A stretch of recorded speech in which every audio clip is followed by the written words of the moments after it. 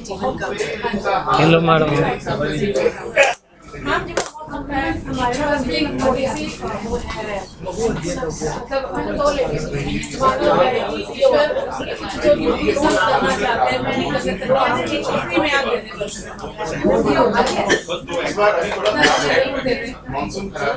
देखो मोदी का अनुराधा नक्षत्र, अनुराधा नक्षत्र है मोदी, वो सरपास तो करते हैं एक तरीके से मोदी बड़े सही सपोर्ट में, लेकिन पता नहीं वो 500 डेढ़ चलाना तो बड़ा सबके साथ नहीं है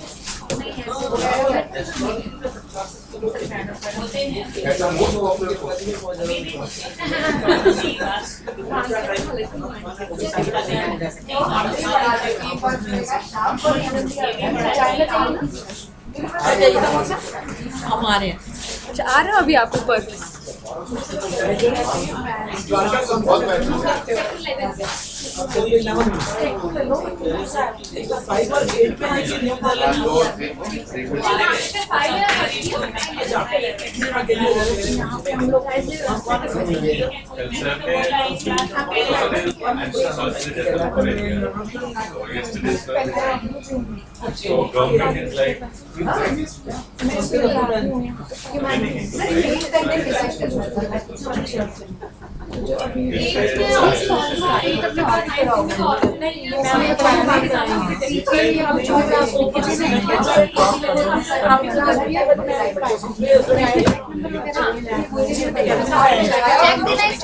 अपने भी कर नहीं वो चेक दे करके पीछे दे दो, नंबर लिख दो, चेक का नंबर, अपना नाम, हाँ नहीं नीचे जो मोबाइल नंबर और चेक नंबर, नहीं चेक पे मत लिखो, एक इसकी स्नैपशॉट ले लो या चेक नंबर लिख के रख लो।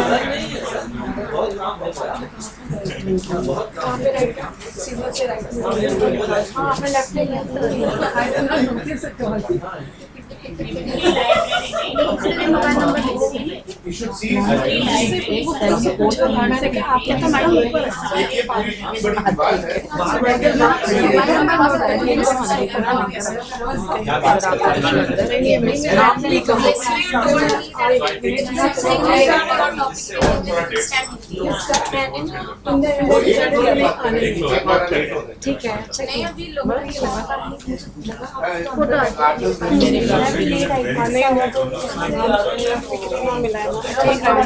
नहीं नहीं बिल्कुल नहीं, हाँ जी तो वहाँ से जैसे एसी के आगे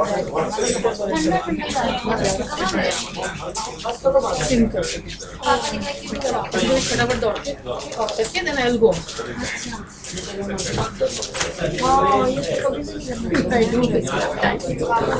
फटाफट जाके तो किसी पेशेंट को जरूरत थी उसको देखे उसके बाद सर का नाम गाड़ी में सर बैठने का नाम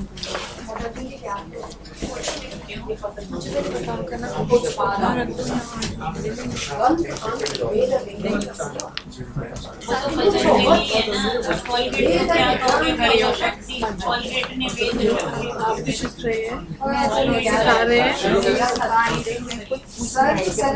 अच्छा अच्छा अच्छा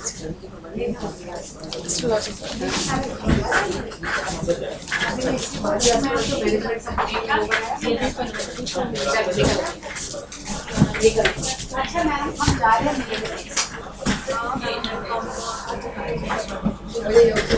योगी बच्चा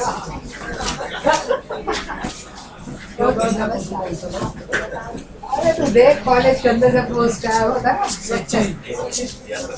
देखती हूँ जब so that is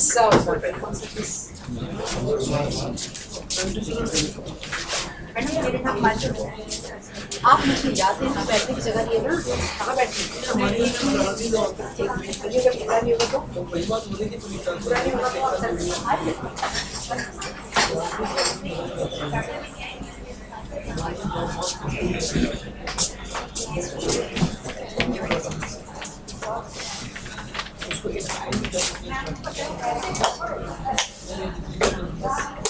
What's your name? Manju क्या करते हैं? Social worker. किस एरिया में? सब बच्चों के एजुकेशन और उनके बच्चों के लिए ज़्यादातर जिन बच्चों के पेरेंट्स की डेथ हो जाती है सारी चीज़ों को निकाल देते हैं पानी उनके लिए do the connection to society for everyone. Which area do you, which geographical area do you? Starting and putting up there. My kids are in Chinmaya विद्यालय. अब से पहले मैं चिन्मय विद्यालय के बच्चों को भी अभी स्टार्ट किया हुआ है ये उनके लिए फीस इकट्ठी करते हैं ताकि बच्चों की एजुकेशन हो जाए और कोई अगर किसी के पास इतना सामर्थ्य है कि वो बच्चे को ड्रॉप कर सकता है otherwise they can the way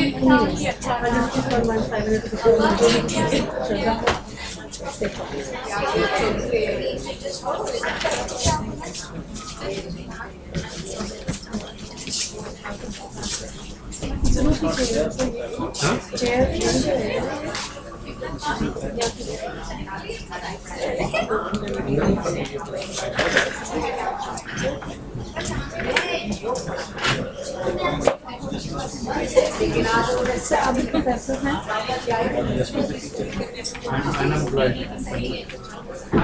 now unemployed.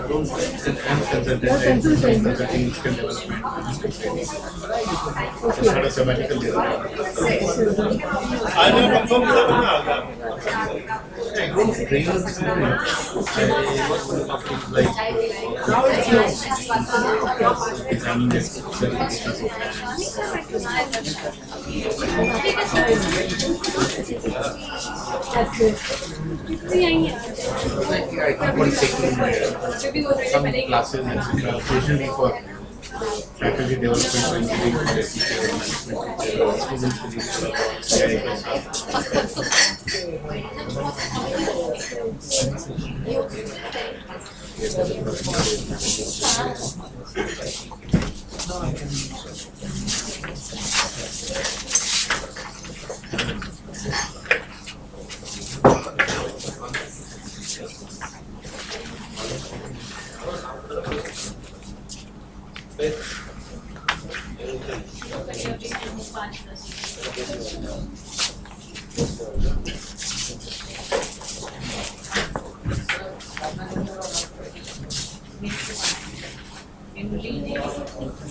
is generous enough, we will be available whenever Ramnathji or Meeraji or me are unable to come. Himliji has generously agreed to सारे papers में हमारी मदद करें।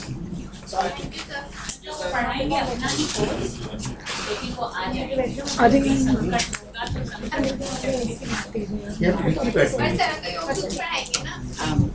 योग सूत्र भी पढ़ाएंगे और लैंग्वेज में भी अगर किसी को इंटरेस्ट है लैंग्वेज भी सिखा सकते हैं।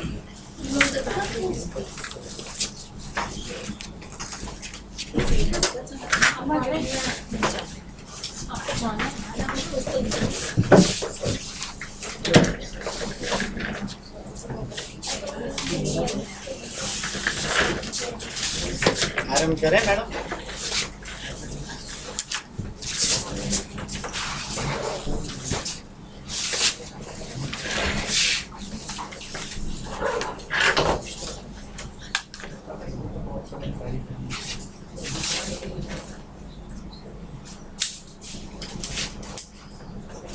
शुरू करें। नमस्कारः। तत्र योगदर्शनस्य अस्मिन् सन्दर्भे सर्वेषां स्वागतमस्ति। इतः पूर्वं मया संस्कृतं पाठितम्, इतः पूर्वं मया भाषा अध्यापिता, अधुना अहं विषयम् अध्यापयामि। संस्कृते भवताम् अवगतिरस्ति, अवगति नालेज्। अस्तु, अहं यदा कदा संस्कृतेन वदामि, यदा कदा हिन्द्यां वदामि। यतः इयं कक्षा संस्कृतकक्षा अस्ति, अहं योगदर्शनस्य सूत्राणि अत्र पाठयामि। योगदर्शनस्य सूत्राणि अत्र पाठयामि। अस्तु, भवन्तः जानन्ति योगदर्शनस्य कर्ता कः? पतञ्जलिः योगदर्शनस्य कर्ता। भारतीय दर्शनानि कति सन्ति? षड्दर्शनानि सन्ति। भारतीय दर्शनानां विभागः आस्तिकदर्शनानि नास्तिकदर्शनानि च इति कृत्वा भवति। अस्तु, आस्तिक दर्शन कौन से हैं और नास्तिक दर्शन कौन से हैं? क्राइटेरिया क्या है इसका?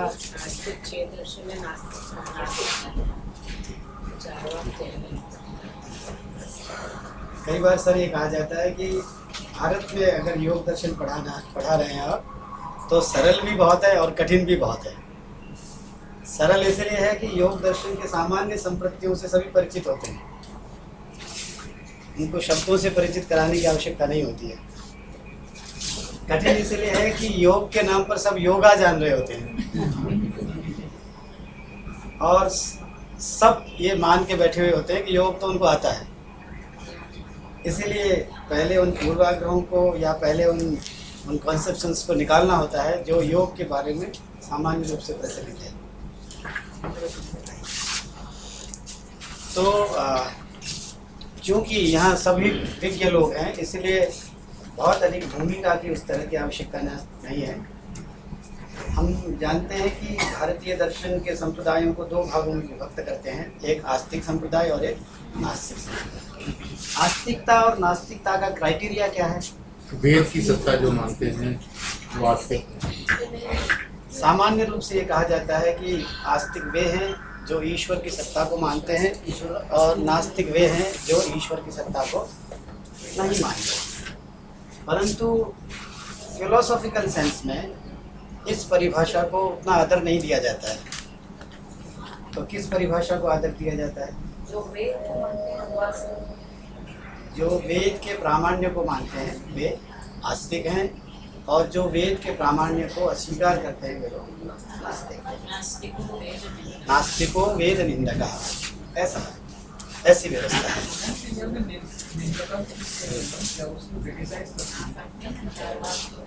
एक तो जानना बाकी दर्शन क्या हो गया कि हम इस टेक्स्ट को नहीं मानते, हम अपने से जान लेंगे।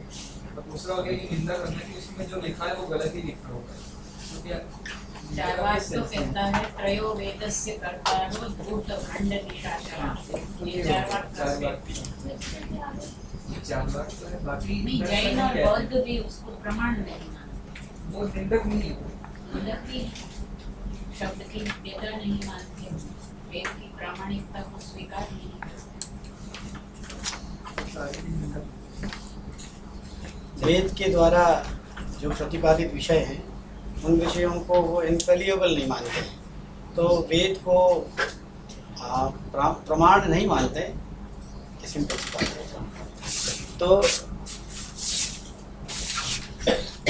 तो कुछ शब्दों से आज परिचित हो लेते हैं।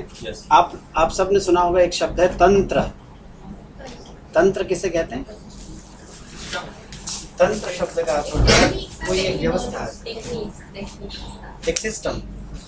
और तंत्र शब्द का पारंपरिक भारतीय दर्शन में अर्थ है सिद्धांत। सिद्धांत। अगर तंत्र शब्द का सिद्धांत अर्थ है तो समान तंत्र शब्द का क्या अर्थ होना चाहिए? Same system, similar system. Similar system, हाँ, समान तंत्र। आपने एक शब्द सुना होगा सखा। सखी शब्द है, इसका सखा रूप बनता है हिंदी में सखा शब्द। सखा किसे कहते हैं? सखा का मतलब समान ख्याल जिन दोनों के हैं वे लोग सखा होते हैं। जिनकी विचार पद्धति एक जैसी है, समान ख्याल जिनका है उनको सखा कहते हैं। तो ये जो समान तंत्र जो शब्द है, इसका अर्थ है दोनों के सिद्धांत लगभग एक जैसे हैं जिनके, उनको समान तंत्र दर्शन कहते हैं। अभी बताया कि भारतीय दर्शन के दो विभाग हैं, आस्तिक दर्शन और नास्तिक दर्शन। आस्तिक दार्शनिक संप्रदायों में कौन कौन दर्शन परिगणित होते हैं? ऐश्वरी बताओ। अभी मैडम बता रही थी। आस्तिक दर्शन और नास्तिक। नास्तिक दर्शन से हम किन दर्शनों को लेते हैं पहले ये देख लें। नास्तिक दर्शनों से हम किन दर्शनों आज बिल्कुल आरंभ से करते हैं? सर बताएं। नास्तिक दर्शन जब हम कहते हैं तो उस श्रेणी में कौन कौन से दर्शन आ जाते हैं? चारवाक दर्शन आते हैं, चारवाक है और जैन है और बौद्ध दर्शन है। चारवाक, जैन और बौद्ध दर्शन है।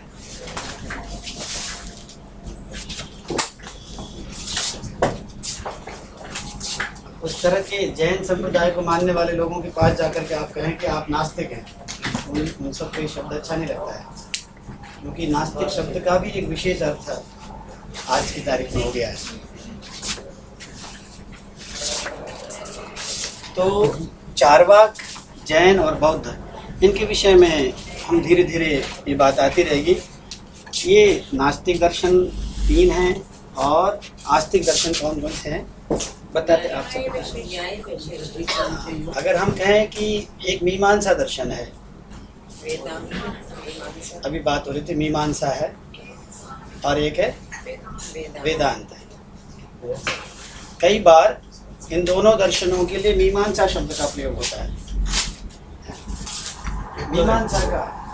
मीमांसा का शाब्दिक अर्थ होता है कि इंटरप्रिटेशन, इन्वेस्टिगेशन। मीमांसा शब्द का शाब्दिक अर्थ होता है इन्वेस्टिगेशन, इंटरप्रिटेशन भी उसका एक अर्थ होता है। अच्छा, किस तरह का इन्वेस्टिगेशन? कोई सीबीआई इन्वेस्टिगेशन नहीं है, कोई साइंटिफिक ऑब्जेक्ट का इन्वेस्टिगेशन नहीं है। संसार के बारे में कहा जाता है संसार में 2 तरह की चीज़ें हैं। एक तो वे चीज़ें जिनको हम साइंटिफिक मीन्स से जान सकते हैं, और एक ऐसी वस्तु है जिसको हम साइंटिफिक मीन्स से नहीं जान सकते। एक लौकिक वस्तु है, एक अलौकिक वस्तु है। तो लौकिक क्या है? जो कुछ भी मेरे सामने का संसार है वो लौकिक वस्तु है, और जो मेरे सामने का संसार नहीं है वो क्या है? अलौकिक, और वो है आत्म तत्व। उसके बारे में कहते हैं आत्म तत्व। तो आत्म तत्व को जानने का एक ही साधन है। क्या साधन है? वेद साधन है। तो जो साइंटिफिक मीन्स है जिसको कहते हैं, उस वेद के अतिरिक्त जो कुछ भी मीन्स है, चाहे वो प्रत्यक्ष प्रमाण हो, चाहे वो अनुमान प्रमाण हो, चाहे वो उपमान प्रमाण हो, चाहे अन्य दर्शनों में स्वीकृत अन्य प्रमाण हैं, उन सभी प्रमाणों से उन विषयों का ज्ञान होता है जो इस लोक के विषय है। और एक वेद है वो ऐसा प्रमाण है जिससे उस विषय का ज्ञान होता है जो इन लौकिक प्रमाणों से ज्ञान नहीं हो सकता है। ठीक है, तो मीमांसा शब्द का अर्थ होता है कि आत्मा के विषय में जो इन्वेस्टिगेशन है, और आत्मा के विषय को बताने वाला प्रमाण कौन सा है? अभी जैसे चर्चा की, प्रत्यक्ष, अनुमान आदि जो प्रमाण है वो लोक के विषय को बताते हैं। जो लोकोत्तर विषय है आत्मा, उसको बताने का प्रमाण कौन सा है? वेद है। ठीक है, तो वेद का इंटरप्रिटेशन जिसको कहते हैं, वैदिक इंटरप्रिटेशन, वेद ने जो तत्व बताया है उसका इन्वेस्टिगेशन करना, उसको मीमांसा कहते हैं। तो देखिए, तो एक मीमांसा है, ये वेदांत है, इसको भी मीमांसा कहते हैं, इसको भी मीमांसा कहते हैं। तो पहले वाले को पूर्व मीमांसा कहते हैं और वेदांत को उत्तर मीमांसा कहते हैं। सामान्य भाषा में एक को मीमांसा कह दिया जाता है और एक को वेदांत कह दिया जाता है। ठीक है जयजोरी, 2 दर्शन है। और आगे बताइए, आगे अगर हम कहें, एक है न्याय दर्शन है और दूसरा है वैशेषिक दर्शन है। ये सब बात अभी कर रहे थे हम, वैशेषिक दर्शन। अच्छा, और तीसरा है सांख्य और योग। मैंने इस क्रम से क्यों लिखा, आप में से लगभग सभी को ये ज्ञात होगा। ये जो 2 सिस्टम है और ये जो 2 सिस्टम है और ये जो 2 सिस्टम है, ये एक पेयर फिलोसॉफिकल सिस्टम्स हैं। इसीलिए ये दोनों समान तंत्र दर्शन है और ये दोनों समान तंत्र दर्शन है और ये दोनों समान तंत्र दर्शन है। भगवद गीता में कहा है कि जो सांख्य और योग को पृथक समझते हैं वे बाल बुद्धि वाले लोग हैं। इसका मतलब जो सांख्य है वही योग है और जो योग है वही सांख्य है, ऐसा माना जाता है। तो सांख्य और योग में क्या समानता है? दोनों की तत्व मीमांसा एक है। बाल बुद्धि माने जो बालक जैसी बुद्धि वाली, एक मतलब ना समझदार। बाल बुद्धि माने ये दोनों, सिर्फ इन दोनों को बाल बुद्धि एकम सांख्यम च, क्या मैडम? सांख्य एकम सांख्यम च योगौ पृथक बाला प्रवदन्ति न न पंडिता। पंडिता। भगवत गीता का ये श्लोक है, उसमें कहा गया है कि बालक लोग सांख्य और योग को अलग अलग अलग अलग समझते हैं, पंडित लोग इन दोनों को एक समझते हैं। एक चाइल्डिश होता है, एक चाइल्ड लाइक होता है, तो ये चाइल्डिश है, मतलब दोनों को एक दर्शन समझना है। तो सर मैं ये बताना चाह रहा था कि हम योग दर्शन को उसके अंतस में जाकर के विस्तार के साथ समझ सकें, इसके लिए आवश्यक यह है कि हम सांख्य दर्शन के तत्व मीमांसा को अच्छी तरह से समझ लें और उसको हमेशा किसकी तरह इसको एक चार्ट बना करके हमेशा रखे रहें। ठीक रहेगा? आज बेसिक बात कुछ शब्दों से मैं परिचित कराना चाह रहा हूँ कि तत्व मीमांसा और ज्ञान मीमांसा दो शब्द होते हैं। दर्शन की दो धाराएं हैं, एक तत्व मीमांसा है और ज्ञान मीमांसा है। तत्व मीमांसा का अर्थ क्या है? मिनिमम कितने पदार्थों को मानना आवश्यक है किसी भी दर्शन तंत्र में, किन तत्वों को इंडिपेंडेंट और डिस्टिंक्ट मानना चाहिए, उस आधार पर निर्णय किया जाता है कि कितने कितने तत्व हैं। आप बताएं, सबको प्रारंभिक इसका ज्ञान है ये। न्याय दर्शन में कितने तत्व माने जाते हैं? 16 तत्व माने जाते हैं, 16 पदार्थों की चर्चा है। और वैशेषिक दर्शन में रेखा जी कितने हैं? 7 हैं। 7 हैं। बाद में जब न्याय और वैशेषिक समान तंत्र बन गए, एक सिस्टम बन गए, अलाइड सिस्टम बन गए, तो एक दर्शन हो गया। बाद में क्या हो गया? न्याय वैशेषिक दर्शन हो गया, है ना? तो उसमें 7 पदार्थ माने जाते हैं। आज हम जिस न्याय वैशेषिक दर्शन को पढ़ते हैं उसमें ये बार बार चर्चा होती है कि 7 पदार्थ है, और क्यों है, कैसे है, इसकी चर्चा बहुत विस्तार से होती है। इसी तरह से सांख्य में कितने तत्व हैं? 25 तत्व हैं, ऐसा कहा जाता है। आइडिया क्या है? हम इन तत्वों की मीमांसा क्यों करें? अजय जी, हम इन तत्वों की मीमांसा क्यों करें? हम तत्वों को जाने क्यों? हम किस यात्रा में चले हैं? आत्मा वा अरे द्रष्टव्यः। वेद की घोषणा ये है कि आत्मा को जानना है। अब आत्मा इस क्राउड में कहीं है, हमें नहीं मालूम कि इनमें से आत्मा कौन सा है। तो इसके लिए क्या उपाय है कि हम प्रत्येक को अच्छी तरह से देखें, परखें और परीक्षण करें, निरीक्षण करें और जाने ये आत्मा नहीं है। अगर हम आत्मेतर वस्तुओं की मीमांसा करते हैं तो वो हमारा लक्ष्य नहीं है। हमारी तो वो यात्रा है। हम ये जानना चाह रहे हैं कि क्या यह आत्मा रहा। तो नीति नीति का सिद्धांत अन्य दर्शनों में भी है।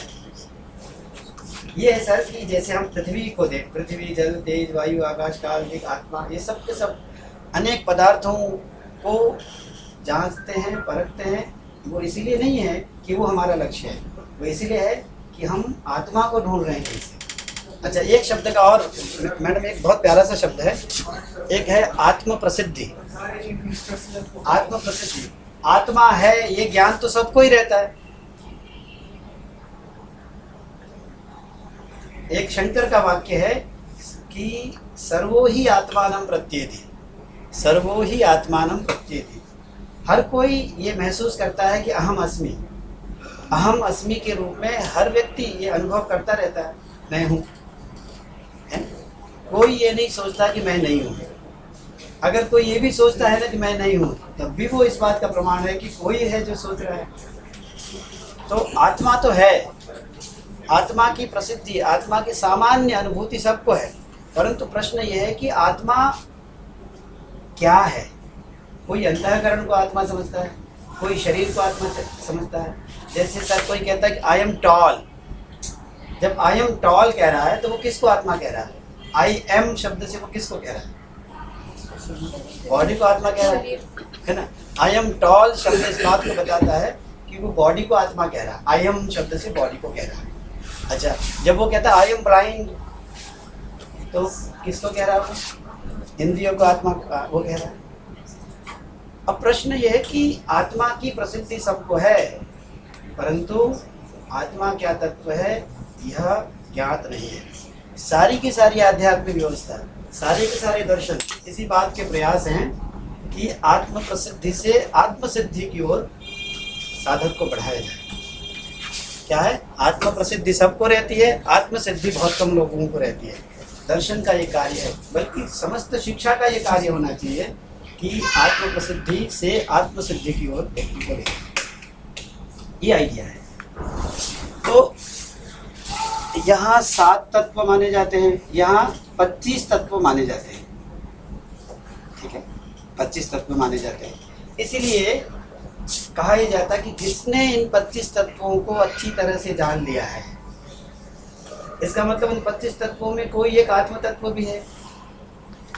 25 तत्वों को यथावत रूप से उसके अंतस में जाकर के जान लिया, इसका अर्थ यह है कि कौन कौन क्या क्या नॉन सेल्फ है ये भी जान लिया, और सेल्फ क्या है इसको भी जान लिया। आत्मज्ञान हो गया। जैसे ही आत्मज्ञान हो जाता है वैसे क्या हो जाती है? मुक्ति हो जाती है। तो ये बहुत प्रसिद्ध श्लोक है। हम चूंकि योग दर्शन पढ़ रहे हैं तो उस श्लोक से परिचित होते चल जाते हैं। परंपरा में एक श्लोक है कि 25 तत्वज्ञः, लिख लेते हैं हम लोग इसको। मैं बार बार इन श्लोकों का उच्चारण करता रहूंगा ताकि ये आप सबको आत्मसात होता जाए। 25 तत्वज्ञ। पंचविंशति किसे कहते हैं शायश्वरी? 25 पंचविंशति तत्व है। सांख्य योग के अनुसार कितने तत्व हैं फिर से बताएं? पंचविंशति। कति तत्वानि सन्ति? पंचविंशति तत्वानि सन्ति। अस्तु, तो पंच ऐसे लिखते हैं, पंचविंशति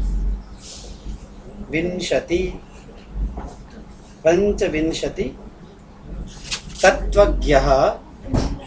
पंचविंशति कंप्यूटर है, असली शुद्ध ये है, इसलिए कि जो बाद में अक्षर आ रहा है ना, च आ रहा है, तो हर एक की अपनी अपनी नेजल साउंड्स हैं। हर वर्ग 5 वर्ग हैं, कवर्ग, चवर्ग, तो हर वर्ग का जो अंतिम वो है वही लगाना चाहिए। उसकी फैमिली का नेजल साउंड ये वाला, च की फैमिली लगानी है। अब कंप्यूटर तो बिंदी ही लगाता है, इसको लगाने की जरूरत नहीं है। ये करेक्ट। ये संस्कृत भाषा भी समझते जाते हैं। देखिए, पंचविंशति का अर्थ क्या है? 25 तत्व में एलिमेंट्स। एक और विशेष बात है मैडम कि ये जो तत्व शब्द है ना, ये जो तत् है, जैसे पुस्तक और पुस्तकत्व है, तो तत् माने दैट, पुस्तक माने बुक, और पुस्तकत्व का अर्थ क्या हो गया? जिसको हम अंग्रेजी में कहते हैं बुकनेस कहते हैं। वो तो एक आइडिया है, कॉन्क्रीट ऑब्जेक्ट तो है नहीं, भाव जिसको कहते हैं। परंतु जैसे अभी देखिए, अगर मैं बुक कहता हूँ तो बुकनेस उसकी प्रॉपर्टी होगी। बुक कॉन्क्रीट एंटिटी है, बुकनेस उसकी प्रॉपर्टी है। उसको किसी वस्तु को बुक क्यों कहते हैं? जिसको डस्टर क्यों कहते हैं और इसको बुक क्यों कहते हैं? कोई ना कोई तो लॉजिक रहना चाहिए।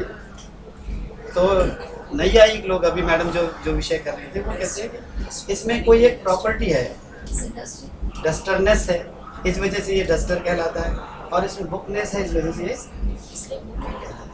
एक बहुत प्यारा सा शब्द है, शब्द प्रवृत्ति निमित्त है। ये शब्द प्रवृत्ति का निमित्त कहते हैं इसको। तो अब आप ये देखें कि जैसे तत् माने दैट है ना, और उसके बाद में अगर त्व शब्द लगाते हैं तो क्या अर्थ हो गया? तत्व बन गया। तो इसका अर्थ क्या होना चाहिए वैसे? दैटनेस। पर हम मैडम दैटनेस जो है, दैटनेस के सेंस में तत्व शब्द का प्रयोग नहीं करते हैं। तस्य भावः तत्। हाँ, तस्य भाव है ना, पर ये तत्व तो ये है, ये तो भाव नहीं है। मैं कम्युनिकेट कर पा रहा हूँ सर? भाव तो एक धर्म है, मैं धर्मी को कह रहा हूँ तत्व। तत्व शब्द से एक तत्व ये है, एक तत्व ये है, ये दैटनेस थोड़ी है, तो दैट है। फिर तत्व शब्द का प्रयोग इसके लिए क्यों किया जाता है? क्योंकि इसमें दैटनेस है। हाँ, दैटनेस तो है, परंतु बुकनेस को मैं बुक को तो बुकनेस नहीं कहता हूँ ना, ये तत्व है, ये तत्व है, इसको मैं तत्व कैसे कह सकता हूँ? ये बालक है, बालक को मैं बालक कहूँगा या बालकत्व कहूँगा? अहम बालकम पश्यामि अथवा अहम बालकत्वम पश्यामि? बालकम पश्यामि, अहम तत् पश्यामि अथवा तत्वम पश्यामि। हाँ, एलिमेंट है, नेचर है ना, तो मैं नेचर को नहीं देख रहा हूँ, नेचर्ड को देख रहा हूँ। बालक का नेचर है, डस्टर है तो डस्टर हाँ, नेचर है। हाँ जी, परंतु जो मैं कहना क्या चाह रहा हूँ कि एक तो नेचर है, एक नेचर्ड है। जो नेचर वाला है ना, उसके लिए मैं तत् शब्द का, जो जिसके लिए मुझे तत् शब्द का प्रयोग करना चाहिए, उसके लिए मैं तत्व शब्द का प्रयोग कर रहा हूँ। वास्तव में ये एक तरह का सेकेंडरी सेंस में ही इसका प्रयोग कर सकता हूँ, primary sense of the word में नहीं कर सकता हूँ। तत्व जिसको कहना चाहिए उसको तत्व कैसे कहना चाहिए, तो मुझे ये आइडिया वहाँ से आया। एक जगह तत्व के लिए सतत्व शब्द का प्रयोग है मैडम, सतत्व शब्द का प्रयोग है। बुद्धाद्वैत सतत्वस्य यथेष्टाचरणम यदि, जिसने अद्वैत तत्व को जान लिया है, तो सतत्व शब्द का क्या अर्थ होता है कि जैसे देखिए रेखा इसको एंजॉय करेंगे, तत् शब्द है, तत् शब्द का अर्थ क्या है? तत् शब्द का अर्थ तत्व शब्द का अर्थ क्या होना चाहिए? तत्व शब्द का लिटरल मीनिंग क्या है? अंग्रेजी में लिखो तो क्या है? दैटनेस। दैटनेस ये प्रॉपर्टी है ना, जिसको वो कह रहे हैं। तत्व शब्द का जो डायरेक्ट मीनिंग है, डायरेक्ट मीनिंग तत्व शब्द का क्या है? दैटनेस। परंतु हमारे लिए इम्प्लाइड मीनिंग हम लेते हैं, उसको वो क्या है? इसको दैट को हम क्या कह देते हैं? हम तत्व शब्द का प्रयोग दैटनेस इस आइडिया को कन्वे करने के लिए नहीं कर रहे हैं, हम दैट इस आइडिया को कन्वे करने के लिए कर रहे हैं। तो हमारी ट्रेडिशन में कहा जाता है कि ये primary power of the word है ना, और ये सेकेंडरी पावर है। सेकेंडरी सेंस में, इम्प्लाइड सेंस में हम कहते हैं तत्व शब्द का। इसीलिए सतत्व शब्द का अर्थ क्या होता है? जो तत्व के साथ युक्त है, तत्व के साथ है, तत्व से युक्त है। तो दैटनेस से युक्त कौन होता है? बुकनेस से युक्त कौन है? बुक है। तो दैटनेस से युक्त कौन है? दैट है। तो उस दैटनेस से युक्त वस्तु के लिए हम दैटनेस शब्द का प्रयोग करते हैं। वास्तव में हम कहना क्या चाहते हैं? दैट नहीं, ये शब्द की दो शक्तियाँ होती हैं, primary power and secondary power. तो सेकेंडरी सेंस में हम कई बार शब्द रूढ़ हो जाते हैं। सांख्य में कौन सा यूज है? सभी फिलोसफी में यही होती है बात। तो इसीलिए अब इस समय जब तत्व शब्द का प्रयोग कर रहे हैं, उसका अर्थ होता है कैटेगरी, उसका अर्थ होता है that which is endowed with thatness, that which is endowed with thatness ना, तो उसको आप तत्व शब्द से कह रहे होते हैं। तो ये तो चलते चलते बात कर दी है। तो पंचविंशति तत्वज्ञः, तो अर्थ क्या हो गया? ज्ञा किसे कहते हैं बताइए? ज्ञान सर्वम जानाति इति सर्वज्ञः, अल्पम जानाति इति अल्पज्ञः, तत्वम जानाति इति तत्वज्ञः। कति तत्वानि सन्ति? पंचविंशति तत्वानि सन्ति। तो तत्वानि जानाति इति न तो तत्वम जानाति। तत्र वेदान्तिनः कथयन्ति एकमेव तत्वं वर्तते, वेदान्तिनः कथयन्ति एकमेव तत्वं वर्तते। किं तत् तत्वं? ब्रह्म एव तत्वं वर्तते, अन्यानि सर्वाणि अतत्वानि सन्ति। तत् ब्रह्म तत्वं यः जानाति सः एव तत्त्वज्ञः भवति। परम् अस्माकं इह सांख्ययोगदर्शने कति तत्वानि सन्ति? पंचविंशति तत्वानि। तेषां पंचविंशति तत्वानां यः ज्ञाता वर्तते सः पंचविंशति तत्वज्ञः वर्तते। अस्तु, ठीक है, संस्कृत चल जाएगी बीच बीच में। पंचविंशति तत्वज्ञः यत्र किसे कहते हैं? जहाँ। पुत्र माने अपि माने तो क्या सिंपल अर्थ क्या हो गया? जहाँ कहीं भी। ये बहुत बड़ा एक वाक्य है कि पंचविंशति तत्वों को जानना इम्पोर्टेंट है। वो गृहस्थाश्रम में है, वो वानप्रस्थाश्रम में है, या सन्यासी आश्रम में है, या किस जन्म में किस वर्ण में है, ये कोई अर्थ नहीं है। अर्थ यह है कि उसने पंचविंशति तत्वों को जाना है कि नहीं ठीक से। अगर उसने पंचविंशति तत्वों को जान लिया है, उसकी आचार मीमांसा कैसी हो, उसका लाइफस्टाइल कैसा हो, इससे कोई अर्थ नहीं है। तो पंचविंशति तत्वज्ञ, ये ऐसा क्यों हो गया? संधि की वजह से है ना। यत्र कुत्रापि वही वसन, जहाँ कहीं भी रहते हुए। और आगे और ज्यादा स्पष्ट किया है, जटी। जटी किसे कहते हैं? जो जटा वाली जटा धारण करने वाला व्यक्ति होता है ना, अलग अलग टाइप के भैरव टाइप के बाबा लोग दिखते हैं ना, जटी लोग। जटी। अच्छा, मुंडी। मुंडी किसे कहते हैं? जो जिसने मुंड सर मुड़ा लिया है, जटी, मुंडी। और एक शब्द है शिखी, श्लोक है ना, इसी का ही है। पंचविंशति तत्वज्ञो यत्र कुत्रापि वही वसन। बोले, पंचविंशति तत्वज्ञो यत्र कुत्रापि वही वसन। जटी, मुंडी, शिखी वापि, हाँ, वा अपि। जटी हो, मुंडी हो या शिखी हो, मुच्यते। मुच्यते का अर्थ क्या है? मुक्त होता है। मुच्यते शब्द का अर्थ होता है मुच्यते, हाँ, he gets released, he gets liberated। मुच्यते, जटी, मुंडी, शिखी वापि मुच्यते। आगे एक वाक्य है, नात्र संशयः। नात्र संशयः, इसमें कोई संशय नहीं है। हाँ, न अत्र संशयः। अस्तु, किं कथयति इदं पद्यम्? इदं पद्यं किं कथयति? यः पंचविंशति तत्वानि जानाति स यत्र कुत्रापि निवासं करोति। ब्रह्मचर्य अवस्थायां निवासं करोति, वानप्रस्थाश्रमे निवासं करोति, अथवा यत्र कुत्रापि वसति, यस्मिन् कस्मिन्नपि देशे वसति। तत्र कोऽपि म्लेच्छदेशः, कोऽपि ब्रह्मदेशः इति प्रश्नः नास्ति। लॉजिकली ये है कि उसने पंचविंशति तत्वों को जान लिया है कि नहीं। तो पंचविंशति तत्वज्ञो यत्र कुत्रापि वही वसन, जटी, मुंडी, शिखी वापि। और ज्यादा विशदतर अवस्था में बता रहा, चाहे वो जटी हो, चाहे वो मुंडी हो, चाहे वो शिखी हो, इससे कोई अंतर नहीं होता है। मुच्यते नात्र संशयः, ऐसा कहा गया है।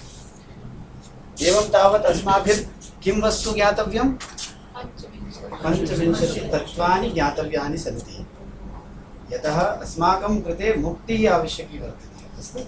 मुक्त्यर्थं योगदर्शनं पठन्ति सर्वे। वयं योगदर्शनं पठामः मुक्तिहेतोः। अस्तु, तो फिर से एक बार को बोलते हैं, पंचविंशति तत्वज्ञो यत्र कुत्रापि मुंडी, शिखी वापि मुच्यते नात्र संशयः। ठीक है, ये तो याद, कहीं से याद आ गया मेरे को।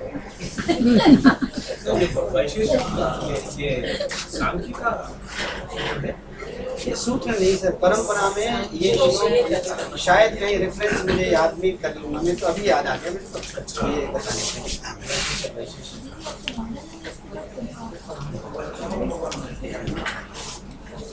तो एतानि पद्यानि कंठस्थीकरणीयानि, ये योग दर्शनस्य यथा यथं पाठं वाञ्छन्ति ते एतानि पद्यानि कंठस्थीकुर्वन्तु शनैः शनैः। अहं पुनः पुनः एतानि पद्यानि अत्र वदिष्यामि, अहं सूत्राणि वदिष्यामि, अहं वाक्यानि वदिष्यामि। सर्वेषां कंठस्थीकरणम् अस्माभिः कर्तव्यम्। अस्तु, तो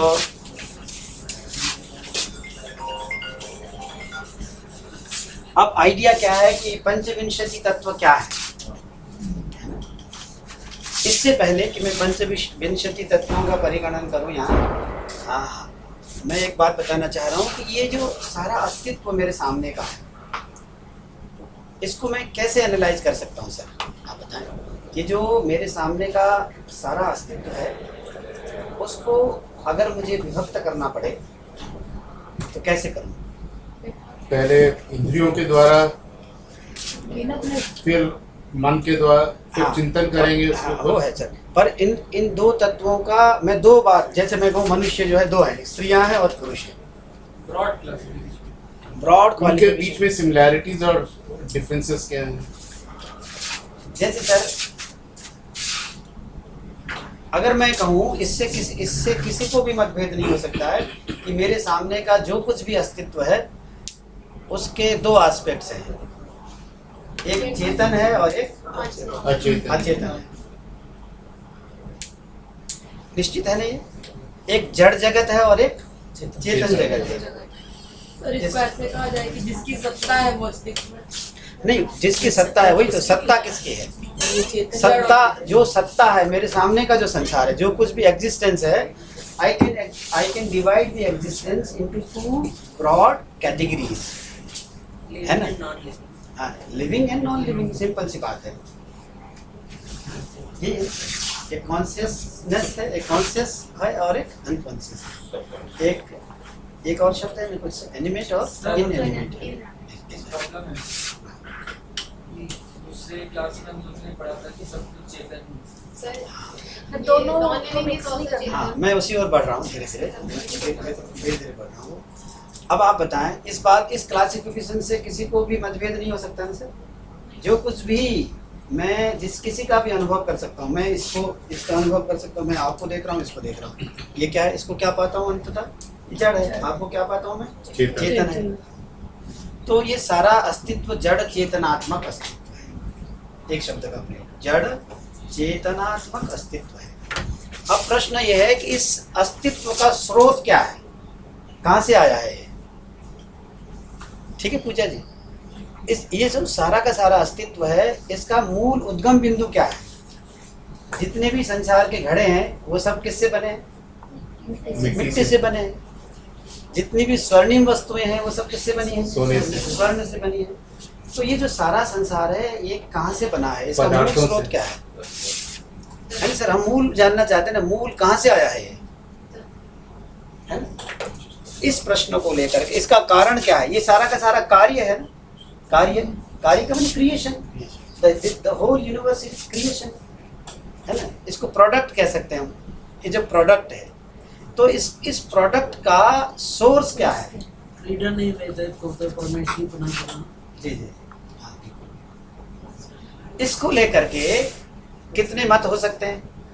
आज का साइंस क्या कहता है? आज का साइंस अगर हम कहें, आज साइंस को लेकर के भी मतभेद हो सकते हैं।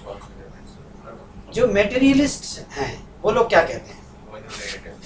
वो ये कहते हैं सर, मैं एक शब्द का प्रयोग करूं, मैटर, उसके लिए क्या शब्द है हिंदी का? जड़। अचेतन क्या है? जड़ कह लूं, जड़ है। ये जो जड़ है ये है मूल में, ऐसा मानना है कुछ लोगों का, जिनको हम नास्तिक कहते हैं। जड़ है। अच्छा, कुछ लोग हैं जो ये कहते हैं कि चेतन है इसके मूल में। इंडियन कॉन्टेक्स्ट में आप बताएं कि जो कुछ भी अस्तित्व है इसके मूल में जड़ को कौन मानता है? नास्तिक सब नहीं मानते हैं ना। नास्तिक हम किनको कह रहे हैं? हम बौद्ध को भी नास्तिक कहते हैं। जैन, बौद्ध और चारवाक है। तो हमारे कॉन्टेक्स्ट में, इंडियन कॉन्टेक्स्ट में इस बात को मानने वाला कौन है? जो प्योर सेंस में, in the purest sense of the term, जिसको जो ये कहते हैं कि जड़ से ही सारा ये अस्तित्व विकसित हुआ। इसमें तो किसी को मतभेद नहीं ना कि सारा संसार जड़ चेतनात्मक है। नास्तिक भी इस बात को मानेगा और आस्तिक भी इस बात को मानेगा। कोई नास्तिक चारवाक को पूछो तो ये थोड़ी कहेगा कि नहीं चेतन कुछ है ही नहीं। वो तो कहेगा चेतन अस्तित्व है और जड़ अस्तित्व दोनों है, परंतु इनका उद्गम जहाँ से हुआ है वो जड़ है। तो देखिए वो ये कहते हैं कि इसी से जड़ जगत बना, जिसको भी हम जड़ जगत कहते हैं। जड़ का क्या अर्थ है? जड़ का अर्थ होता है अचेतन, जिसमें चेतना नहीं। जड़ शब्द का शायद अब देखना पड़ेगा। जड़ शब्द का तो मतलब जिससे उगता है ना, रूट को कहते हैं। फिर भी मैं देख लूंगा इसको, जड़ शब्द का रूट क्या है इसको देखूंगा। पर जड़ शब्द से हम क्या समझते हैं ये देखना, इनएनिमेट है ना, नॉन लिविंग। जो भी नॉन लिविंग एग्जिस्टेंस है वो सब के सब क्या है? जैसे ये डस्टर है, ये जड़ है फिर भी डेवलप करते लिविंग का फिर डेफिनेशन क्या होगा? नहीं, आगे डेवलप करते जाते हैं। मैं पहले अपने विषय को रख दूं, है ना? तो ठीक है। जड़ जगत का मतलब होता है जिसको कोई इनएनिमेट है। हाँ। जैसे आप बोल रहे हैं, देख रहे हैं, समझ रहे हैं, सोच रहे हैं, आपको भूख लगती है, आप क्या है? चेतन है। अब इसने कभी शिकायत की मेरी ओर क्यों नहीं देख रहे हो? ये तो स्पीच हो गया, इसके पास स्पीच है। हाँ, इसके पास विचार करने की शक्ति नहीं। जिसके अंदर विचार करने की शक्ति है ना, जिसके अंदर अवेयरनेस है किसी न किसी फॉर्म में अवेयरनेस है, उसको आप अभी के लिए प्लांट्स हैं, वो चेतन है। वो चेतन है। अब ये डिबेट जो है ना, ये डिबेट है, लेकिन वैसे उसमें अगर माइन्यूट दृष्टि से देखेंगे तो भेद होता चला जाएगा। इंग्लिश में आपको नहीं मिलेगा चल फिर थोड़ी बात कोई वर्ड्स नहीं मिलेंगे, हाँ, बट जड़ और चेतन में काफी मीनिंग आ रहा है। कई चीजें एक जो कैरेक्टर है उसमें चेतन में मूवमेंट है, जिसमें फीलिंग्स हैं। अब देखिए ना, अब ये प्रश्न क्या है जी, जिसको रिस्पॉन्ड कर सकते हैं। पानी डालने पेड़ में तो अंतर संज्ञा भवन्ति यते सुख दुख respond with conscious हाँ, ये श्लोक कथा बता रही है ना। फिर भी ना, ये जो जिन प्रश्नों का उत्तर आज तक नहीं दिया गया है ना, उन प्रश्नों पर अभी विचार नहीं करेंगे। तो समझ में मैं अभी अपने विषय को रखूं ताकि आगे ना फिर बढ़ते जाएंगे, ठीक है ना? अभी जैसे छोटे बच्चों को हम पढ़ाते हैं ना, आ से अनार, तो वो अनार ही सीखता है ना, उसके आगे पीछे नहीं सोचता। तो हमें गुरुजी जब पढ़ाते थे तो ये कहते थे कि एक दर्शन जब पढ़ते हो तो चूंकि दूसरे दर्शन में आपने कुछ और भी पढ़ा हो, उसे भूल जाओ। मतलब वो कहते थे क्लीन स्लेट आइए क्लास में, तो फिर ये जब विषय समझ लेंगे फिर घर जाके चिंतन करिए, तब दोनों को समझिए और जोड़िए। ये मेरे क्लोजेस्ट फ्रेंड की वाइफ है, ये मेरे को प्रोटेक्ट कर रही है। प्रोटेक्शन की जरूरत नहीं आपको। फंडामेंटल क्वेश्चन करने हाँ, के लिए नहीं, मैं अपने सर बता सकता मैं अपने आगे चर्चा कर लेंगे। अभी अपने मैं प्राइमरी बताते रहते हैं। बेसिक मीनिंग हाँ। नहीं बताएंगे वो तो। नहीं, पूरा खत्म हो जाता है, किसी को मोक्ष प्राप्त होता है ना, कुछ होता है। अच्छा सर बता दीजिए। नहीं, आगे प्रयास करेंगे। हाँ, अभी मैं अपनी बात कर रहा हूँ। मैं पंचविंशति तत्वों को धीरे धीरे इस विषय को, इसमें तो किसी को अपवर्ड नहीं। हाँ नहीं, नहीं यहाँ हो जाएगा वो, उसमें भी सोचने पे कि हो गया। चलिए एक ही सर, नेक्स्ट टाइम पर सिर्फ संस्कृत के दृष्टिकोण से सिर्फ आप ये बता दीजिएगा कि जड़ का अर्थ क्या होता है संस्कृत। अभी मैंने देखा नहीं ना, इसलिए अगली बार देख के आऊंगा मैं। तो ठीक है ना, जड़ जगत,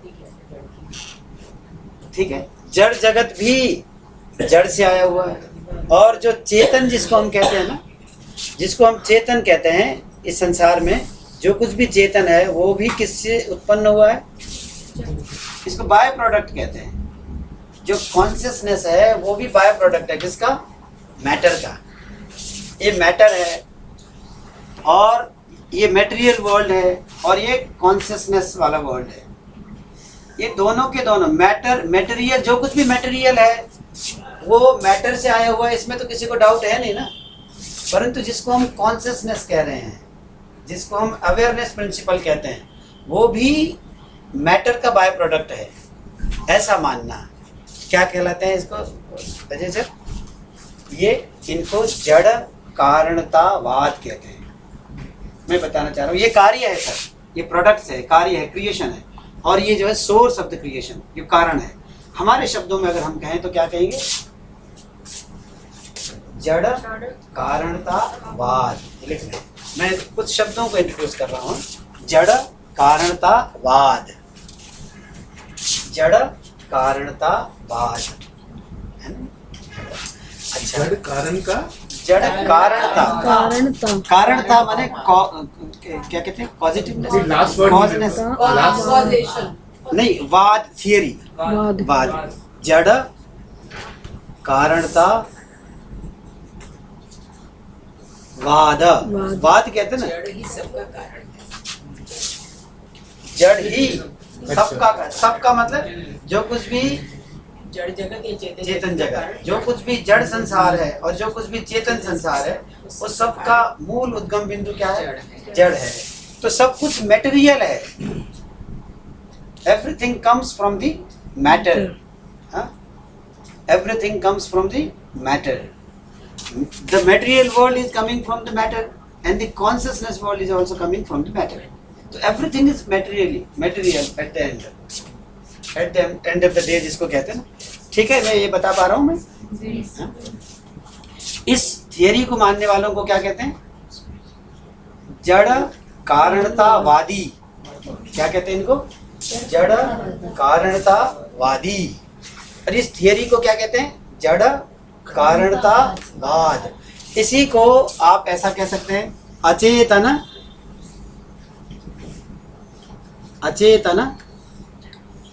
कारणतावाद। इन शब्दों का प्रयोग हम बार बार करेंगे। वादी कौन सा है? वादी sir, one who subscribes to the theory of जड़ कारणता, ही इज नोन एज जड़ कारणतावादी। द थियरी इज वाद। वाद शब्द का अर्थ थियरी है। वैसे भी सर हमारे यहाँ थियरी का मतलब वाद है। इनसे आतंकवादी, आतंकवाद, आतंक सपोर्ट, हाँ आतंक सपोर्ट, जातिवाद, जातिवाद, जातिवादी,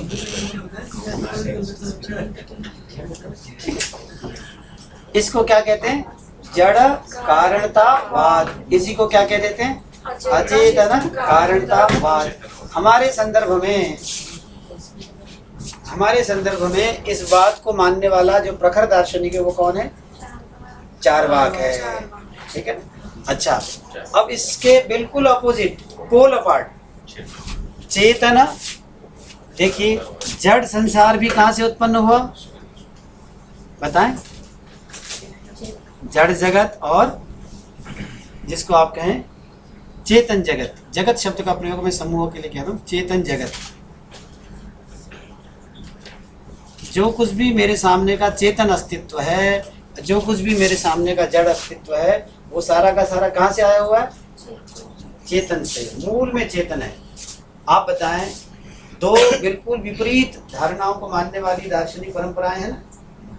एक परंपरा का निर्द्वंद्व उद्वाहक अगर चार्वाक है, तो दूसरी परंपरा के निर्द्वंद्व उद्वाहक कौन है? वेदांत है। विशेष रूप से अद्वैत वेदांत, उपनिषद का वेदांत। अब आजकल फिर से बात होने लगी है कि मूल तत्व जो है कॉन्शियसनेस तत्व है, और उसी का matter is also the by product of the consciousness. ये मानना है शंकर का दर्शन, अद्वैत। तीसरा चेतन कारणवाद। हाँ सर, उसी, हाँ, चेतन कारणतावाद, कारणता, चेतन कारणतावाद, वाद।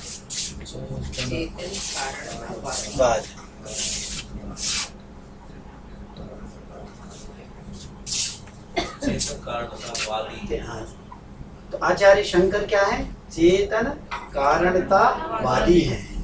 चार्वाक कौन है? जड़ कारण, चार्वाक क्यों कहते हैं? बार बार दर्शन के ग्रंथों में लिखा है, जिनकी वाणी सुनने में पहली बार को अच्छी लगती है, चारुवाक। या फिर जो चर की बात करते हैं, खाने पीने और रहने की बात करते हैं। चर माने चर भक्षण, चर का मतलब चर माने भोजन करना, चरना, चरना, जिसको बाद में चरना कहा गया ना। चरती के दो अर्थ होते हैं, चलना भी अर्थ होता है, अहम चरामी, अहम चरामी, अहम चरामी। जैसे टीचर जो चाय पीता रहते हैं, पत्ते भी होती रहती है ना। अच्छा, पढ़ाते समय काफी। सर, जब सामने विद्यार्थी कोई सुन नहीं रहा होता है तो टीचर ने के अलावा उपाय क्या होता है? बहुत कठिन होता है टीचर के लिए। टीचर का जीवन करनी पड़ती है। हमारे सर मैं पहले, अब तो मैं यूनिवर्सिटी में पढ़ाता हूँ, पहले राजधानी कॉलेज में पढ़ाता था। तो वहाँ एक टीचर थे, प्रोफेसर पांडे जी, वो 40 साल पढ़ाने के बाद रिटायर हुए। और स्टाफ रूम में सर जब उनको विदाई दी जा रही थी, बोले कि मेरा तो विशेष सम्मान होना चाहिए, और जो टीचर्स रिटायर होते हैं उनका सम्मान नहीं भी हो तो चलेगा। तो लोगों ने कहा क्यों कह रहे हैं सर ऐसा? कि बाकी सब्जेक्ट्स के स्टूडेंट्स तो पढ़ते थे ना, पढ़ते हुए बच्चों को पढ़ाना कौन सा कठिन है? मैं तो पिछले 40 सालों से उन बच्चों को पढ़ा रहा था जो पढ़ना नहीं चाहते थे, तो मेरा तो हाँ।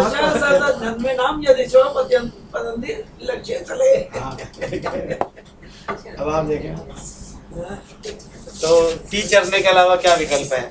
ठीक है, इसके स्वयं लिख लें, ये चेतन कारणता वाद। अच्छा, अब सर ये देखने वाली बात है, मैं अपने सब्जेक्ट में आना चाह रहा हूँ। ये एक वाद है और एक ये वाद है, ठीक। अब देखना ये है कि क्या कोई इन बिटवीन पोजीशन हो सकती है जो इस बात को पूरी तरह से नकार दे कि जड़ और चेतन अपने स्वरूप में इतने भिन्न हैं। कोई भी मान सकता है इसको, जड़ और चेतन अपने स्वरूप में कुछ इतने भिन्न हैं कि कम से कम वो एक तत्व से उद्भूत हो, ऐसा नहीं माना जा सकता है। लॉजिक तो ये डिक्टेट करता है कि जड़ और चेतन अपने स्वरूप में इतने भिन्न हैं कि जड़ को एक स्रोत से आना होगा और चेतन को एक स्रोत से आना होगा। ऐसा मानने वाले दार्शनिक क्या कहेंगे कि मूल में ही दो तत्व हैं। जो इस थियरी को मानते हैं वो ये कहते हैं कि मूल में क्या है? मैटर है। जब ये संसार नहीं बना था तो सब्सटेंस के रूप में क्या अवेलेबल था? जड़। दो तरह के शब्दों का प्रयोग बार बार मैं करूंगा आगे। एक तो सब्सटेंस होता है, एक सबसिस्टेड होता है। जैसे मिट्टी है ना, वो सब्सटेंस है, और मिट्टी से बनी हुई सारी चीजें उस सब्सटेंस में क्या होती है?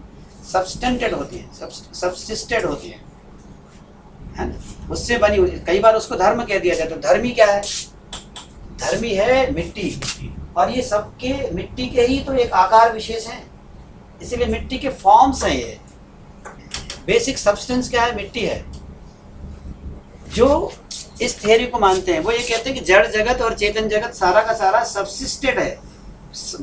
बेसिक सब्सटेंस, फंडामेंटल सब्सटेंस क्या है? वो मैटर है। मैटर से ही सब कुछ आया है, इसीलिए मूल में मैटर था, कुछ नहीं था, है ना। और जब ये सृष्टि समाप्त हो जाएगी और फिर से हम सब क्या बन जाएंगे? मैटर बन जाएंगे। मैटर कभी समाप्त नहीं होता है। जो बना हुआ होता है वो समाप्त होता है, जो बना हुआ नहीं होता वो समाप्त नहीं होता है। सिंपल सी बात है। जो नित्य वस्तु है वो समाप्त नहीं होती है, जो अनित्य वस्तु है, जो कुछ क्रिएटेड है, वो समाप्त होती है। जिसका एक बिगिनिंग पॉइंट है उसका एक एंड पॉइंट जरूर होता है, जिसका कोई बिगिनिंग पॉइंट नहीं है उसका एंड पॉइंट कभी नहीं हो सकता है। अपने संदर्भ में अगर कहें तो आकाश के बारे में न्याय वैशेषिक में कहा जाता है कि आकाश का कोई आरंभ नहीं है, आकाश का कोई अंत नहीं है। जो कुछ भी क्रिएटेड है, जो कुछ भी कंस्ट्रक्टेड है, वो डिकंस्ट्रक्ट होगा एक न एक दिन। तो ये सब के सब कंस्ट्रक्टेड है, ये कंस्ट्रक्टेड है। जब ये डिकंस्ट्रक्ट हो जाएगा फिर से, तो फिर से मैटर बन जाएगा। ठीक है, ऐसा ये बात देखिए। तो अब यहाँ ये जब सब समाप्त हो जाएगा तो फिर से कॉन्शियसनेस में हम मूल फॉर्म में पहुंच जाएंगे। तो इसको अच्छा, मैं आपको बता रहा था कि ये जो दो धाराएं हैं, एक दूसरे की दो एंटिटीज इतने ऑपोजिट हैं एक दूसरे के कैरेक्टर में कि कम से कम वो एक जगह से नहीं आए हो, है ना। दो एक जैसे भाइयों को देख करके तो कह सकते हो, एक जैसे चेहरे मोहरे वाले दो लोगों को देख के कह सकते हो आप ये दोनों भाई लगते हैं, दोनों के माता पिता एक लगते हैं। पर एक आदमी को देख करके, एक घोड़े को देख करके कोई नहीं कह सकता है कि ये दोनों के पेरेंट्स एक होंगे, क्योंकि एक दूसरे के स्वरूप में इतने भेद हैं कि उन दोनों के पेरेंट एक नहीं हो सकता। ऐसे ही कॉन्शियसनेस मैटर से इतना भिन्न है कि मटेरियल वर्ल्ड को मैटर से आना होगा और कॉन्शियसनेस वर्ल्ड को कॉन्शियस से आना होगा। जो ऐसी थियरी मानते हैं वे हम लोग हैं अभी जो पढ़ने वाले हैं, सांख्य योग। सांख्य योग वाले क्या मानते हैं कि सांख्य योग में ये माना जाता है कि जड़ से तो क्या उत्पन्न हुआ? बताएं सर, जड़ से तो क्या उत्पन्न हुआ? ये जड़ संसार, जड़ जगत, और चेतन से बताएं? चेतन जगत।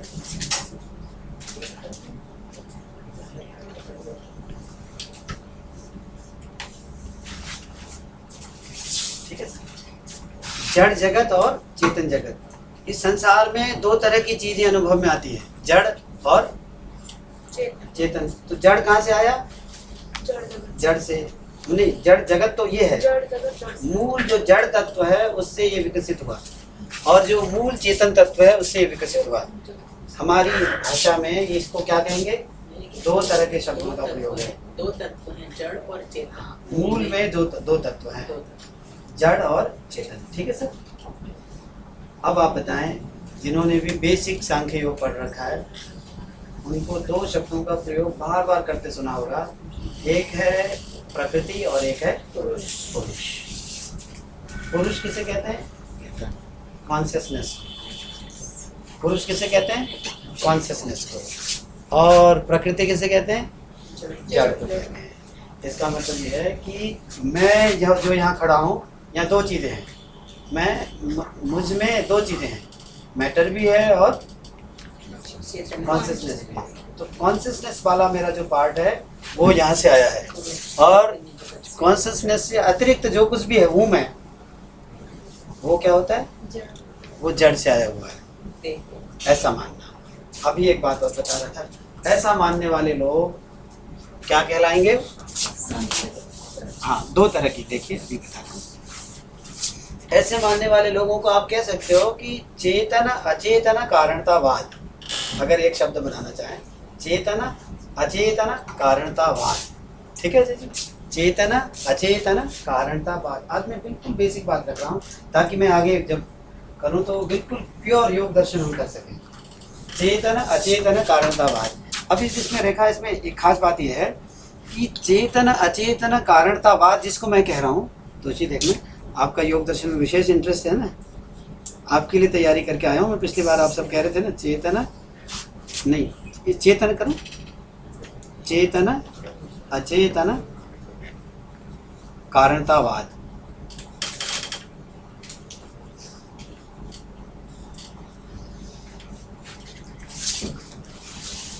अब इस कारणतावाद के दो भेद हैं।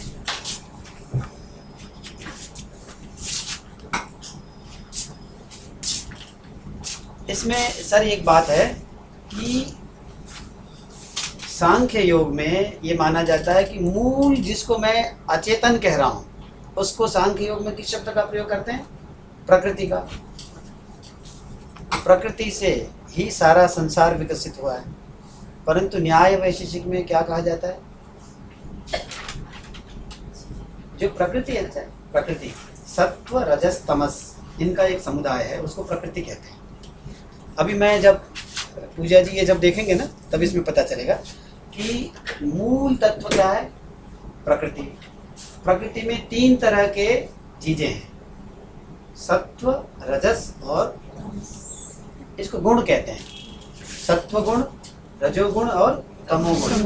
सत्व गुण, रजोगुण और तमोगुण, इनका समुदाय ही क्या है? प्रकृति है। आप ऐसी कल्पना करें कि एक दो बॉक्स हैं, ठीक है सर, ये है पुरुष, ये क्या है? पुरुष, और ये क्या है? प्रकृति। पुरुष कितने हैं सांख्य योग के अनुसार? अनंत है, कॉन्शियसनेस अनंत है। ये देखिए, ये सब के सब अलग अलग कॉन्शियसनेस है। मैं पुरुष कह रहा हूं तो इसका मतलब पुरुष वर्ग में एक कैटेगरी है पुरुष, और एक कैटेगरी क्या है? प्रकृति है। अब प्रकृति में पार्टिकल्स हैं, छोटे छोटे एटॉम्स कह सकते हैं, उस सेंस में नहीं। सत्व रजस तमस, सत्व रजस तमस, सत्व रजस तमस, अपरिमित अनगिनत सत्व रजस तमस का समुदाय, उसको क्या कह देते हैं? उसको प्रकृति कह देते हैं। इसको प्रकृति कहते हैं। तो सांख्य योग के आचार्य लोग कहते हैं कि इस प्रकृति से ही सारा का सारा जड़ जगत विकसित हुआ है। ठीक है, इससे कहते हैं कि इस प्रकृति से ही सारा जड़ जगत, material world comes from this source and the consciousness world comes from this source. Okay, ये आइडिया है। अच्छा, इसको कहते हैं प्रकृति कारणतावाद। लिख लें, प्रकृति कारणतावाद। प्रकृति कारणतावाद, प्रकृति कारणतावाद।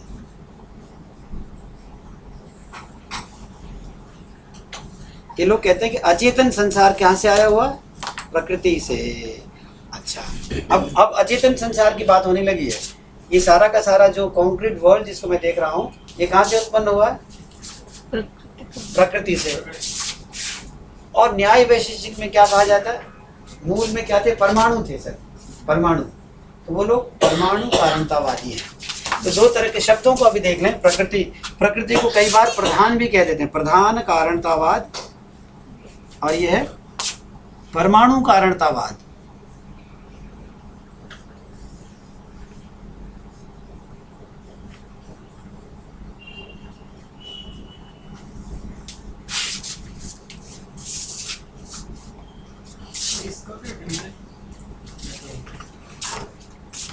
अब जब हम कह रहे हैं ना चेतन अचेतन कारणतावाद, ये प्रधान कारणतावाद सांख्य है ना? नहीं, ये केवल सांख्य नहीं है, ये चार्वाक है और ये अद्वैत वेदांति है। ये न्याय वैशेषिक है, ये सांख्य योग है। ये दोनों के लिए है, न्याय वैशेषिक प्लस सांख्य योग के लिए। लेकिन मैं इसको और तरफ से देख रही हूँ, द्वैतवाद, अद्वैतवाद, द्वैताद्वैतवाद, शुद्ध द्वैतवाद, सारे उसको आपने चेतन अचेतन अचेतन चेतन में डिवाइड कर दिया। जब ये बात की जाती है ना कि मूल उद्गम बिंदु क्या है, एक लेवल पर तो बात ये की जाती है कि सारा का सारा एग्जिस्टेंस है, उसकी बात हो। अब यहाँ जाकर के किसकी बात होने लगी है? ये तो निश्चित है ना कि चेतन से ही चेतन संसार आया हुआ है। अब जो मेटीरियल वर्ल्ड है वो कहाँ से आया हुआ है, इसको लेकर के बात है। तो न्याय वैशेषिक कहते हैं कि मूल में है परमाणु।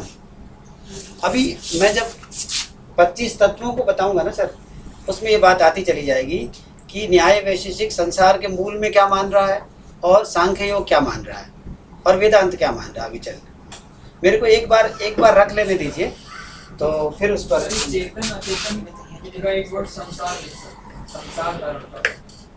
इसको संसार तो वो है ना जो प्रोडक्ट है, उससे पहले की बात कर रहा हूँ मैं। तो उद्गम मतलब संसार का कारण, संसार का क्या कारण है? एक परमाणु।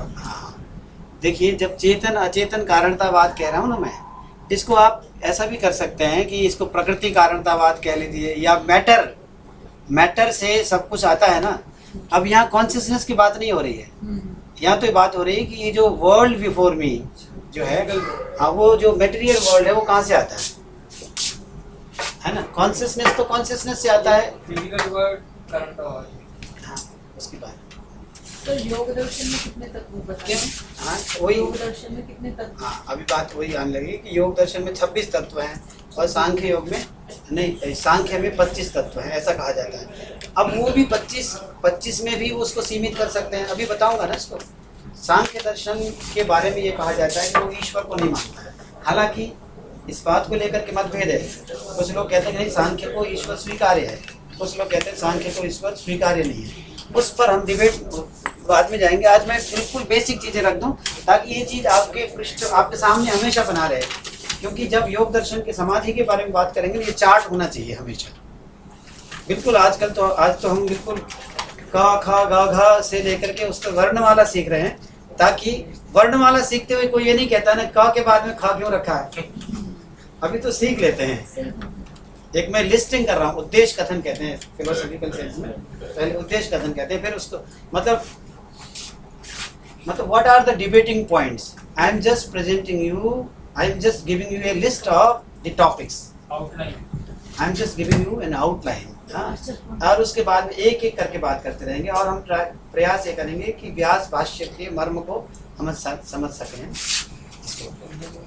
मैं बिल्कुल सीरियसनेस के साथ आया हूँ कि योग दर्शन का हमें बिल्कुल गंभीर ज्ञान करना है। मुझे भी ऐसा मौका कमी मिलता है, स्टूडेंट तो पढ़ता नहीं कोई, वो तो क्लास में होते हैं, हमारे साथ नहीं होते हैं।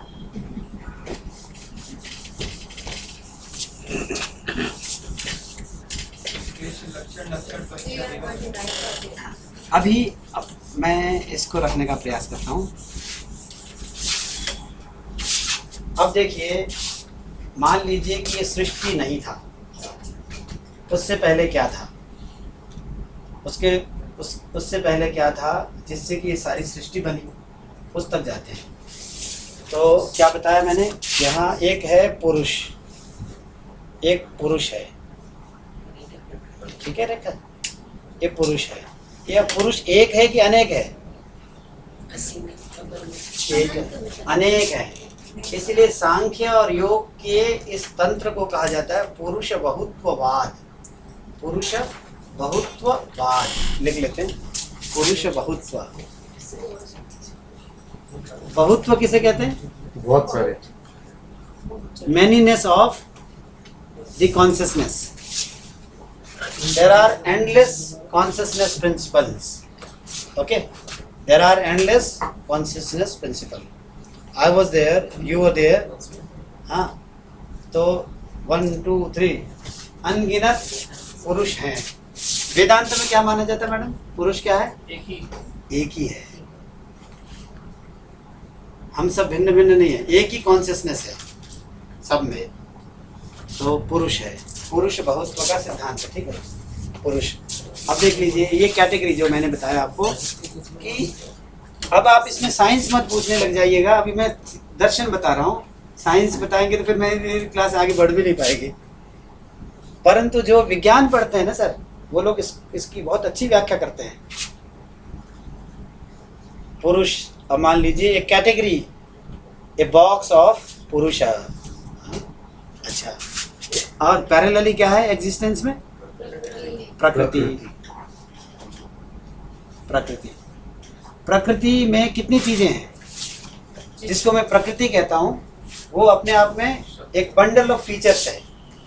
जिसको मैं प्रकृति कह रहा हूँ वो अपने आप में क्या है? एक बंडल ऑफ फीचर्स है। इसको ऐसे कह सकते हैं, ये बंडल ऑफ फीचर्स है और ये बंडल ऑफ फीचरलेस है, क्योंकि निर्गुण होता है ना, आत्मा तो निर्गुण है। प्रकृति में कितने तत्व हैं? देखिए, सत्व, रजस और, इसको इन्हीं शब्दों में, बाद में मैं संस्कृत का प्रयोग करता रहूंगा। अब ये देखिए, ये प्रकृति है।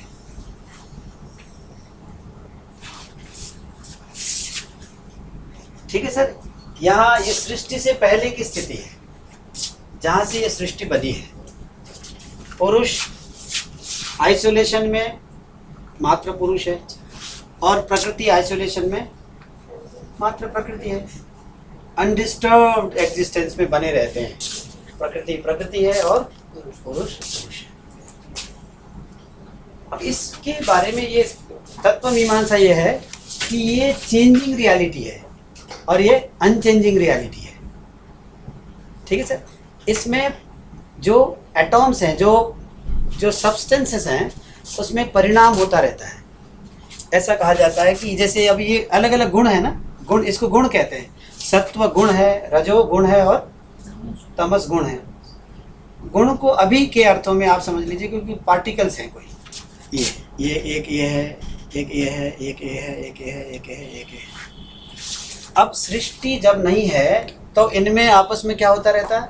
आपस में ही जैसे एक तो ये हो सकता है कि इस कमरे में 10 बॉल रखे हुए हैं, कंदुक समझते हैं? कंदुक सब एक दूसरे के साथ, जैसे पार्लियामेंट में सब फ्री फॉर ऑल हो जाता है ना कभी कभी। हाँ, अच्छा, अब प्रकृति अपने आप में ये पार्टिकल्स चेंज होते रहते हैं, अपने आप में ही घूमते रहते हैं, क्योंकि एक क्षण को भी बिना परिणाम के, बिना चेंजिंग उसके रह नहीं सकते। जब ये बिना परिणाम के नहीं रह सकते हैं तो ये अपने आप में ही परिणाम होता रहता है। इसका मतलब आप समझ लीजिए, कब ये घूमते रहते हैं, इसको ये ऐसे ऐसे ऐसे ऐसे चलता रहता है, परिणाम होता रहता है, इनकी पोजीशनिंग बदलती रहती है। इसको कहते हैं जब एक दूसरे को डिस्टर्ब किए बगैर सब अपनी अपनी जगह है, मैं ऐसा करता रहा हूँ, वो ऐसा करता रहे। परिणाम माने चेंज होना, चेंज परिवर्तन होना बिना किसी परिवर्तन के परिवर्तन समझ लीजिए। अभी के लिए क्या होता है, मान लीजिए कि यहाँ 100 लोग हैं, 100 बौद्ध भिक्षुक हैं, मान लीजिए प्रार्थना कर रहे हैं, सब अपनी अपनी जगह ऐसे ऐसे घूम रहे हैं, मान लीजिए, तो एक दूसरे को बिल्कुल टच भी नहीं कर रहे हैं, तो एक तरह का ये सम परिणाम है। क्या है? सम परिणाम, सम परिणाम, सम परिणाम है। मैं इसको कहते हैं समपरिणाम। अपने आप में ये पार्टिकल्स परिणत अवस्था में रहते ही रहते हैं, समपरिणाम है। जैसे मान लीजिए कि ये एक जैसे हॉस्टल है, 100 स्टूडेंट्स रहते हैं, सब अपने अपने कमरे में अपना अपना काम कर रहे हैं ना। अब जब खाने के मैस में आ जाते हैं, सब चिल्लाते हैं, हंसते हैं, सब घालमेल हो जाता है, ऐसी स्थिति। इसको समपरिणाम है, शब्दों से परिचित करा रहा हूं, इसको समपरिणाम कह देते हैं इसको। अच्छा, अब हाँ, वो अपनी गत्यात्मकता में बने रहते हैं, मूवमेंट करते रहते हैं, डायनेमिज्म होता है उनका कैरेक्टर क्या है, डायनेमिज्म है। एक शब्द और बोल दूं, purusha is a non dynamic principle. Purusha is a non dynamic principle. हाँ, there is no change in the idea of purusha. हाँ, पुरुष में कोई चेंज नहीं होता, अनचेंजिंग रियलिटी है। अभी इसका चेंज सत्य। संसार में हम दो चीजें देखते हैं ना, कुछ आप मूल में देखिए, संसार में कोई एक ऐसी चीज है जो कभी चेंज नहीं होती है और कोई चीज है जो चेंज होती रहती है। सर डायनेमिक तो सक्रिय होगा ना, वो तो है, वो पुरुष सक्रिय डायनेमिक है ना, बिल्कुल भी नहीं है, निष्क्रिय अस्तित्व है ये, वेदांत में भी और सांख्य में भी। अप्रतिसंक्रमा कहते हैं इसको, इसमें कोई प्रतिसंक्रम नहीं होता है। अभी मेरे को रख लें दीदी, बात कर लेंगे। पुरुष में अगर कोई प्रतिसंक्रम होता है, कोई गति होती है, कोई मूवमेंट होता है, कोई डायनेमिज्म आता है, तो it is borrowed from the प्रकृति। इन आइसोलेशन पुरुष इज ओनली पुरुष। हाँ, completely disassociated with any idea of movement। इसको नॉन डायनेमिक रियलिटी कहते हैं और इसको डायनेमिक रियलिटी कहते हैं। Dynamism is the basic fundamental character of the प्रकृति प्रिंसिपल, ये आइडिया है। अच्छा, अगर डायनेमिज्म इसका मूल है तो ये डायनेमिज्म के दो एस्पेक्ट्स हैं। एक तो है अपने आप में ही परिवर्तन होता रहे, दूसरा ये है जब कैओटिक परिवर्तन हो जाए, कैओस हो जाए, तो परिवर्तन होता है। अब मैं ये बताना चाह रहा हूँ, ये सृष्टि से पहले की स्थिति है सर। सृष्टि की पहले की स्थिति में भी क्या होता रहता है, ये चेंज होता रहता है। अब क्या होता है पुरुष के साथ इसका, अब ये क्यों होता है, कैसे होता है, योग दर्शन में आगे पढ़ते रहेंगे। प्रकृति और पुरुष का संयोग होता है, ठीक है पूजा जी। प्रकृति और पुरुष का क्या हो गया, संयोग हो गया। असंयुक्त अवस्था मुक्ति की अवस्था है। जब प्रकृति और पुरुष में कोई संयोग नहीं होता है, वो मुक्ति की अवस्था है। अब संसार माने प्रकृति और पुरुष का संयोग, अब मुक्ति माने फिर से प्रकृति और पुरुष के इस संयोग को तोड़ दीजिए। मैं अकेले ही मजे में था, मुझे आप किस लिए मिल गए। हाँ? प्रकृति पुरुष मुक्त है बिना प्रकृति के साथ एसोसिएशन के। इसका मतलब क्या है, इसका मूल स्वरूप सुख है, सुख स्वरूप है। सारा का सारा सुख दुख मोह किसकी वजह से है, प्रकृति के साथ संसर्ग की वजह से। तो प्रकृति के साथ संसर्ग की वजह से सब सुख दुख मोह है, तो प्रकृति के साथ संसर्ग को हटा दीजिए, उसको मुक्ति कहते हैं। इसलिए मुक्ति का अर्थ होता है कैवल्य। अभी सर पूछ रहे थे ना आप, कैवल्य, कैवल्य का लिटिल मीनिंग क्या है, अलोननेस, केवलता का भाव, अलोननेस। इसीलिए किसी अंग्रेज ने सांख्य दर्शन पर किताब लिखी है, फ्रॉम अलोननेस टू अलोननेस। मुझे बड़ा अच्छा टाइटल लगा, from aloneness to aloneness. Aloneness, from aloneness, एक तो लॉनलीनेस होता है और एक अलोननेस होता है। लॉनलीनेस घनघोर संसार है, अलोननेस घनघोर मुक्ति है। बट सर फिर आप प्रश्न तो मेरे से नहीं रहा जाएगा। पुरुष जो है वो तो सक्रिय नहीं है, आपने बता दिया। आत्मा है, उसमें किसी तरह का स्फुरण हो नहीं रहा, वो प्रकृति के उसमें संसर्ग में आ रहा तो उसका स्फुरण हो रहा है। स्फुरण का क्या मतलब, तो प्रकृति में क्या है, सत्व रजस और तमस है, ठीक है। इसका मतलब वो भी इंडिपेंडेंट एंटिटी है, वो भी इंडिपेंडेंट एंटिटी है, तो हमें एंटिटी द्वैत वही दो माननी पड़ेगी। दो तो मानते ही है ना, सांख्य दर्शन द्वैतवाद है। तो इसका मतलब जड़ तत्व है और क्या, मैं वेदांत थोड़ी कर रहे हैं हम लोग, सांख्य कर रहे हैं। सांख्य जो है, सांख्य ही तो द्वैत है, क्वालिटी है ना सांख्य, अद्वैतवाद नहीं ना। अद्वैतवादी ये है, इसको भी एक तरह का अद्वैतवादी कह सकते हो, जो चार्वाक है ना, क्योंकि मैटर ही था मूल में। सर पुरुष और प्रकृति के बारे में अद्वैतवादियों का क्या अप्रोच है? अद्वैतवादियों का ये अप्रोच है सर, देखिए अभी मैडम ने जैसे कहा, हाँ मैं जहाँ तक समझा हूँ ये है सर कि प्रकृति और पुरुष अगर इंडिपेंडेंट कैटेगरीज हैं तो द्वैत है, मूल में दो है ना, ड्युअलिटी। अच्छा, जो शंकर का अद्वैत है, शंकर का अद्वैत क्या कहता है, प्रकृति भी है पुरुष भी है, परंतु प्रकृति पुरुष के अंतर्भूत है। हाँ, अब ये समझ लीजिए सर कि ब्रह्मन है ना और ये माया है ना, एक चीज सर, इसको ऐसे कहें, चेतन कारण my thinking power is not different from me, power is not different from the powerful. Brahman comprises the idea of प्रकृति, तो प्रकृति इज द पावर ऑफ ब्रह्म।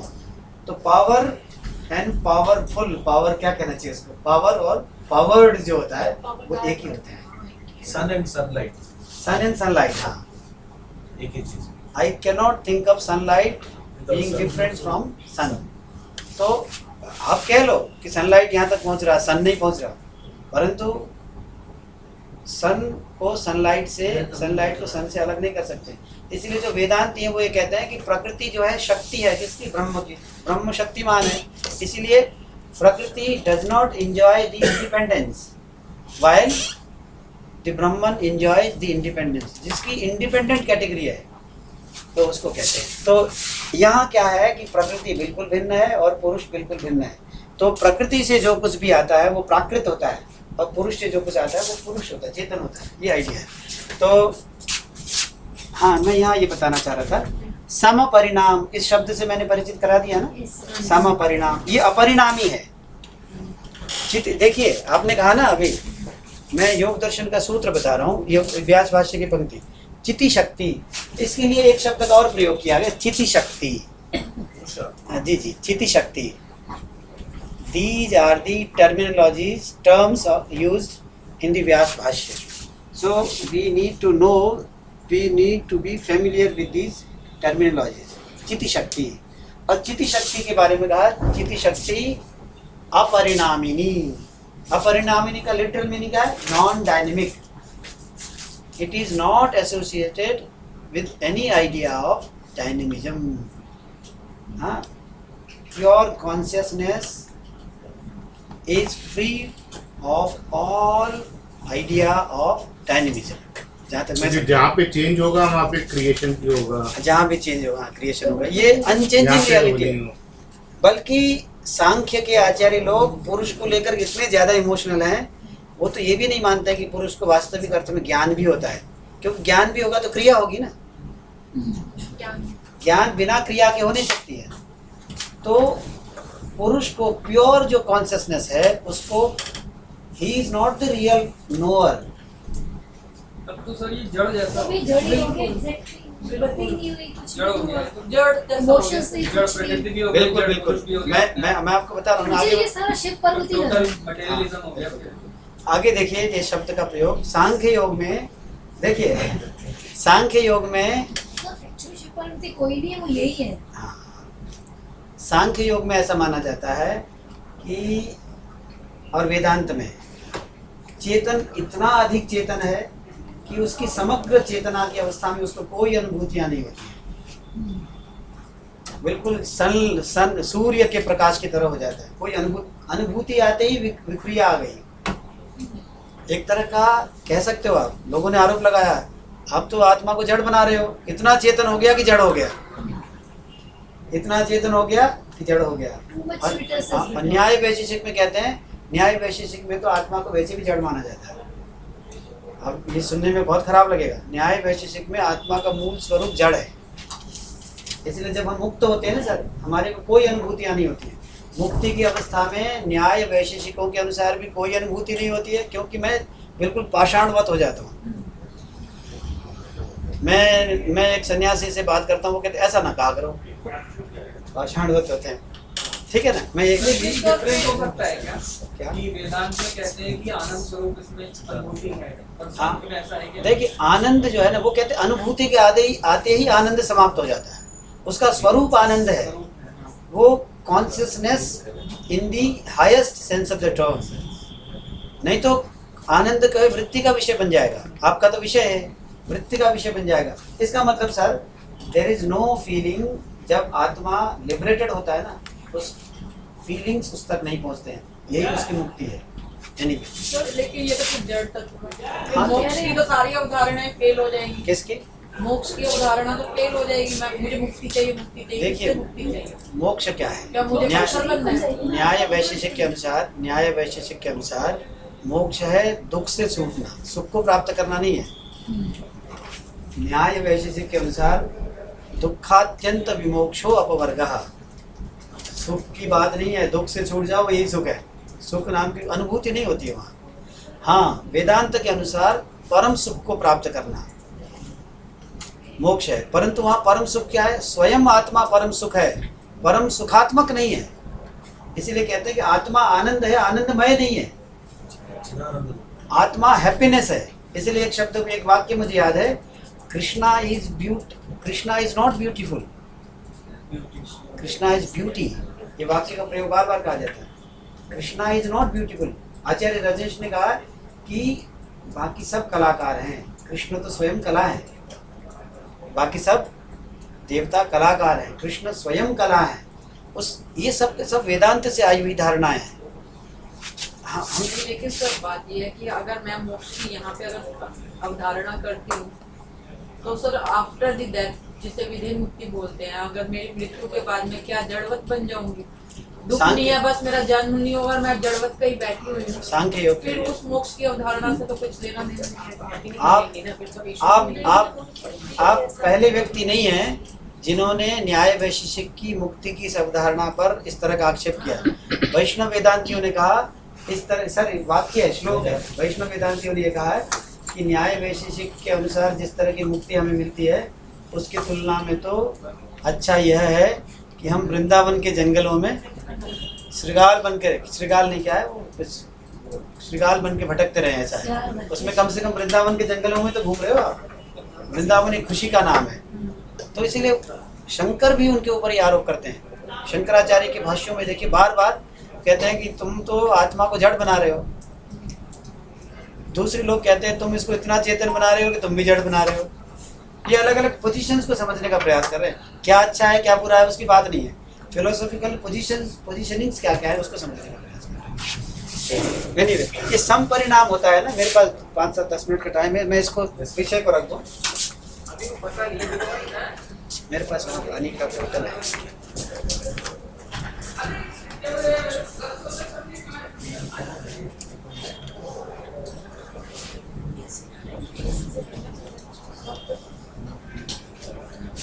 तो आज मैं इसको मेटाफिजिक्स को रखना चाह रहा हूँ। सांख्य योग मेटाफिजिक्स आज का सब्जेक्ट है सर। एनलिस्टिंग ऑफ द सांख्य योग मेटाफिजिक्स। मेटाफिजिक्स का मतलब क्या होता है? दो तरह की चीजें हैं, एक मेटाफिजिक्स है और एक एपिस्टेमोलॉजी है। मेटाफिजिक्स का मतलब कौन कौन सी चीजें हैं, और एपिस्टेमोलॉजी का मतलब होता है उनको मैं जानता कैसे हूँ। हाँ, पहले तो ये तय हो जाए कि कौन कौन सी चीजें इंडिपेंडेंट है, और ये तो है मेटाफिजिक्स। हाँ बेटा, ये तो है मेटाफिजिक्स, ठीक है ना। मतलब डिस्टिंक्ट एंड इंडिपेंडेंट, बताइए हेल्प करिएगा। डिस्टिंक्ट एंड इंडिपेंडेंट कैटेगरीज क्या क्या है, जिन कैटेगरीज को एक दूसरे के साथ मिक्स नहीं किया जाता, तो मिनिमली आपको इतने तो कैटेगरीज मानने ही पड़ेंगे। वो कैटेगरीज क्या कहलाते हैं? मेटाफिजिक्स। तो फिलोसफी का एक पार्ट होता है मेटाफिजिक्स, और दूसरा पार्ट होता है कि how to know, how to cognize those entities. How many entities are there? हाँ, the subject matter of metaphysics is to, क्या कहना चाहिए? To identify the minimally given entities. ये है। दूसरा है how can I know those entities. जैसे suppose there is a fire on the him, So I can know this fact through various means. If I am face to face with the mountain, then I know the existence of fire through perception. है ना? So my knowledge of fire is perceptual one. But suppose I do not see the fire. I can smell I am somewhere in a distant place. I see only the smoke. But still I see smoke, but I know the existence of the fire principle. So my knowledge of fire is called inferential knowledge. क्या कहते हैं उसको? विषय वस्तु. क्या कहते हैं? Content of the knowledge is the same. अच्छा, suppose I am sitting in my room, then somebody comes from उससे पर्वत की ओर से आ रहा है कोई, and he informs me, you know, there is a fire on the mountain. तो still I know, मतलब just listening his sentence, I come to know about the existence of the fire on the hill. So this type of knowledge is called linguistic understanding, verbal understanding. A knowledge generated from the language. A knowledge generated from the language. और हमारे यहाँ इसको कहते हैं शाब्द बोध. शब्दात् जनितः बोधः इति शाब्द बोधः. Anyway, तो इसको क्या कहते हैं? इसको एपिस्टेमोलॉजी कहते हैं. अच्छा, एपिस्टेमोलॉजी का एक और एरिया है कि whether my knowledge of an entity is valid or invalid.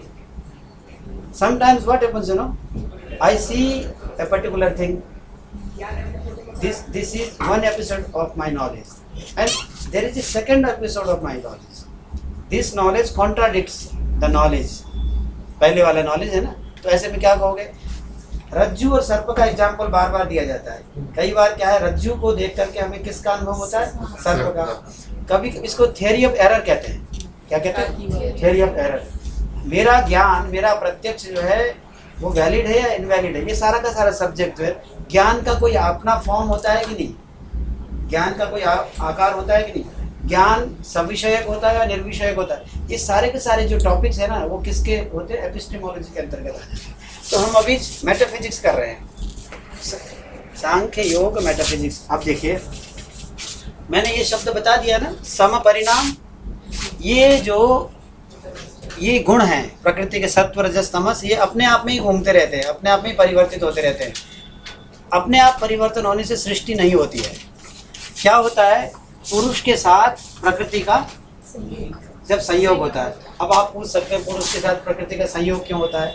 यही आगे पढ़ने का विषय है. वो कहते हैं अविद्याकृत होता है, कि अविद्या की वजह से होता है, वास्तविक है नहीं. संयोग के बाद संयोग, सर संयोग के लिए एक शब्द का प्रयोग आविद्यक. अविद्या से एक शब्द बना आविद्यक. क्या शब्द है? आविद्यक. आविद्य का मतलब कि अविद्या जिसमें हेतु है. क्या कहना चाहिए आविद्यक शब्द का? अविद्या के कारण. प्रकृति पुरुषयोः यः संसर्गः भवति स आविद्यकः वर्तते, मायिकः वर्तते, अनरियल है. आविद्यक शब्द का प्रयोग मैं बार बार प्रयोग करूंगा सर. मैं ये आविद्यक, अविद्या शब्द से क्या बना? आविद्यक. अगर मैं ट्राई करूं तो आविद्यक शब्द का अर्थ होता है कि इग्नोरेंस जनरेटेड. यही कह रहे थे आप, इग्नोरेंस जनरेटेड. आविद्यक, आविद्यक. अविद्या से आविद्य बना, आविद्यक. अच्छा बताइए, मेरे साथ बताइए, इदम जगत कथम उत्पद्यते? ये सारा का सारा जगत है, कैसे उत्पन्न हुआ है? प्रकृति पुरुषयोः संसर्गेन. यदा प्रकृति पुरुषयोः संसर्गः भवति तदा अयम संसारः उत्पद्यते. है ना? When there is a connection between the Purusha entity and the Prakriti entity, the whole जो सारा का सारा जो है संसार comes about, जिसको कहते हैं संसार. सर्वोऽपि संसारः उत्पन्नः भवति. कस्मात् उत्पन्नः भवति? प्रकृति पुरुषयोः संसर्गेन संसारः उत्पन्नः भवति. और प्रकृति पुरुष का संसर्ग क्यों होता है? ये सबसे बड़ा क्वेश्चन है और इसका उत्तर देना कठिन है. वो कहते हैं आविद्यक होता है, ये अविद्या की वजह से होता है. तो एनीवे मैं इसको एलिस्टिंग कर दूं एक बार. इसको सम परिणाम कहते हैं. परंतु जब प्रकृति और पुरुष में संसर्ग होता है तो सारा का सारा इसको एक शब्द का प्रयोग है और उसका हिंदी अर्थ नहीं समझ में आता मुझे अब तक। उसको इक्विलिब्रियम कहते हैं। क्या कहते हैं? इक्विलिब्रियम, संतुलन। उसकी समानता जो है ना, उसका समानता जो उसका इक्विलिब्रियम है वो डिस्टर्ब हो रहा है। ये समझ लीजिए सर, एक तालाब है, संतुलन, उसका बैलेंस, उसकी समता बाधित हो जाती है। एक तालाब समझ लीजिए, उस तालाब में एक बड़ा सा पत्थर अगर मैं फेंक दूं तो उस तालाब की समता बाधित हो जाएगी ना। तो प्रकृति और पुरुष के संसर्ग की वजह से सारा क्याओस हो जाता है। जैसे कोई शहर में कोई अचानक कोई बम विस्फोट हो जाए, सब अफरा तफरी जिसको हिंदी में कहते हैं, फ्री फॉर ऑल जिसको कहते हैं, जो पार्लियामेंट और असेंबलीज में होता है। हाँ, कोई किसी के ऊपर कुर्सी फेंक दे, कोई किसी के ऊपर कुछ फेंक दे।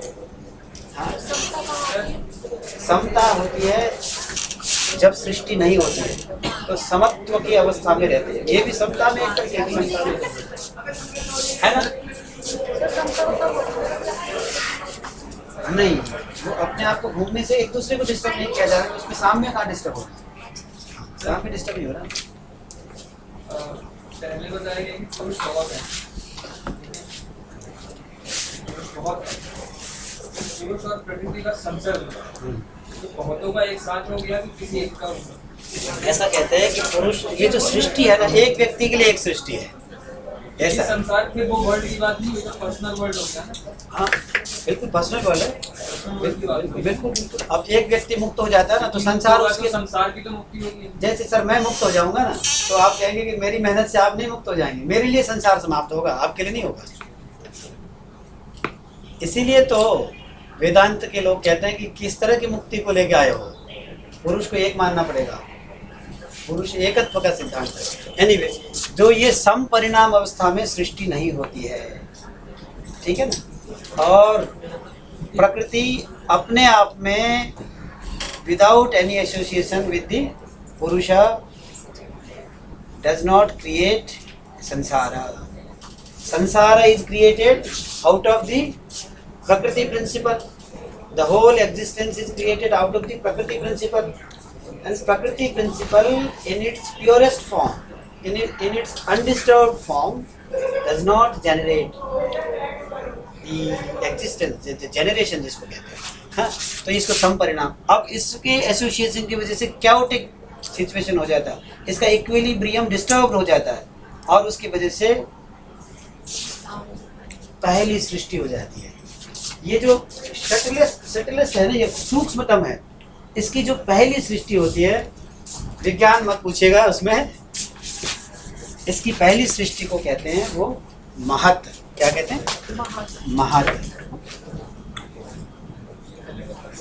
महत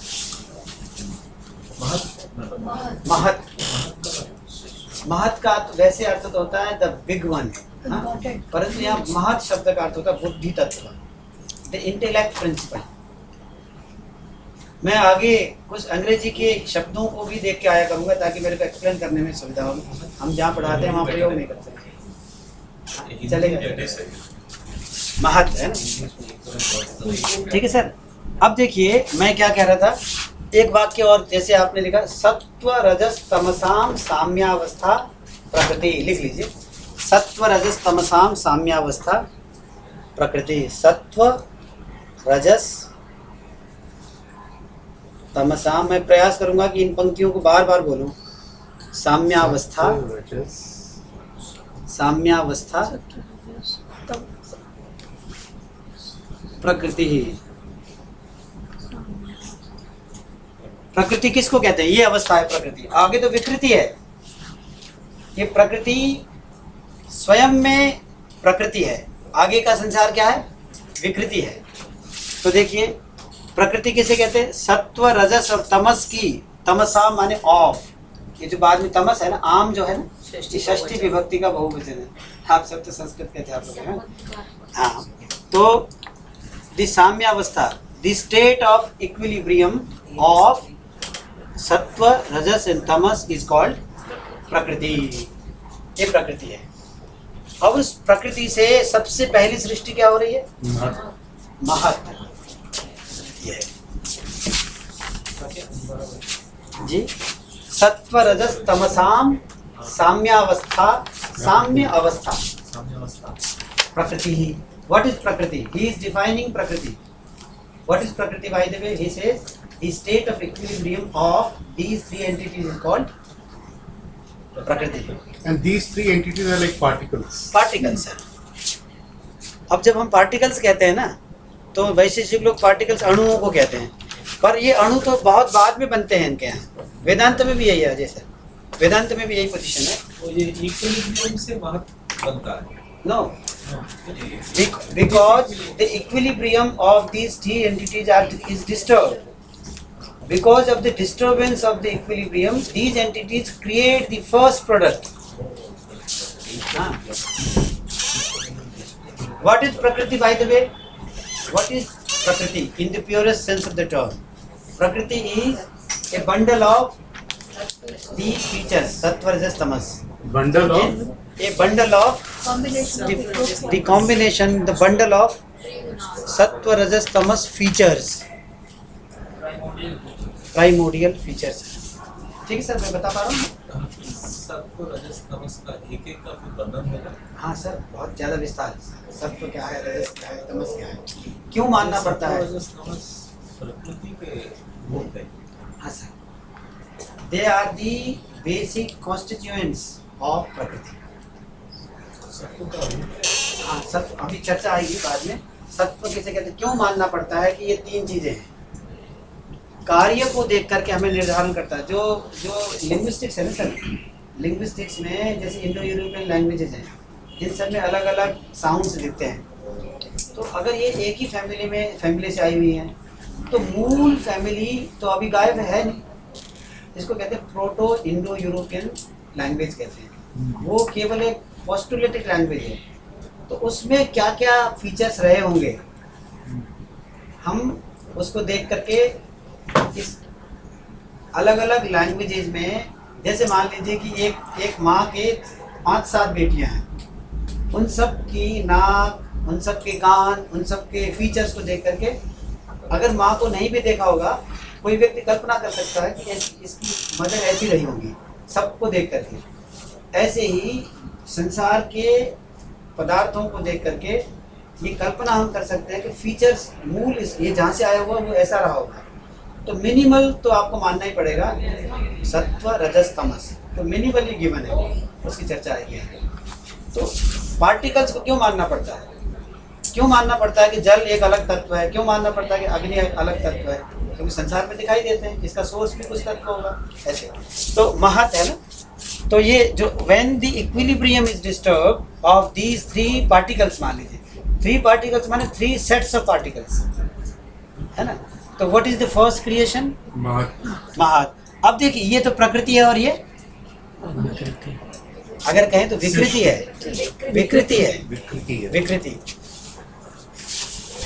विकृति माने जनरेशन. तो मृत्तिका किसे कहते हैं सर? मृत्तिका मिट्टी. मृत्तिका प्रकृति है और घट विकृति है. मिट्टी को खाप करके घरों से जो भी धर्म होता है वो विकृति होती है. जैसे ये जो मैं बार इसको फिलोसफी क्लास में मेरे इसका बड़ा प्रयोग आता है. ये देखिए, ये प्रकृति है, इसकी प्रकृति अवस्था ये है. अब इसको मैंने इस तरह से प्रस्तुत कर दिया, तो ये इसकी एक अवस्था विशेष है ना. इसकी ये state of this basic substance, ये विकृति हो गई. अब ये विकृति हो गई अलग अलग. तो मूल सब्सटेंस एक रूप में होता है, उसको कितने फॉर्म्स में मैं देख सकता हूँ, वो उसकी विकृतियाँ हैं. ये सत्व रजस तमस के मूल रूप क्या है? किसी भी फिलोसफी में इसके आगे कोई मूल रूप नहीं. इसीलिए इसको कहते हैं ये. अब जैसे सर, ये अभी मैं एक शब्द का प्रयोग करूंगा, ये मूल है, ये नित्य है, एटर्नली गिवन एंटिटीज है. तो वो मूल है, उसके बाद महत्व. हाँ जी, इसीलिए इसको मूल प्रकृति कहते हैं. आपने मूल शब्द कहा ना, मूल प्रकृति कहते हैं इसको. मूल प्रकृति. अब आगे इन शब्दों का प्रयोग हम करते रहेंगे. इसको आपने मूल प्रकृति कह दिया ना, इसको ये टेक्निकल वर्ड है, इसको याद कर लें, मूल प्रकृति है. अब जैसे सर, इस सबको भी प्रकृति कह देते हैं ना, परंतु ये विकृति है वास्तव में. प्रकृति, मूल प्रकृति। अभी मैं आपको श्लोक भी बताऊंगा जिसमें मूल प्रकृति का बस लगभग समाप्त हो गया। इसको देखिए, पहला क्या है? महत। अब महत से एक चीज और उत्पन्न होती है जिसको कहते हैं ईगो प्रिंसिपल, अहंकार। क्या कहते हैं इसको? अहंकार। अहंकार।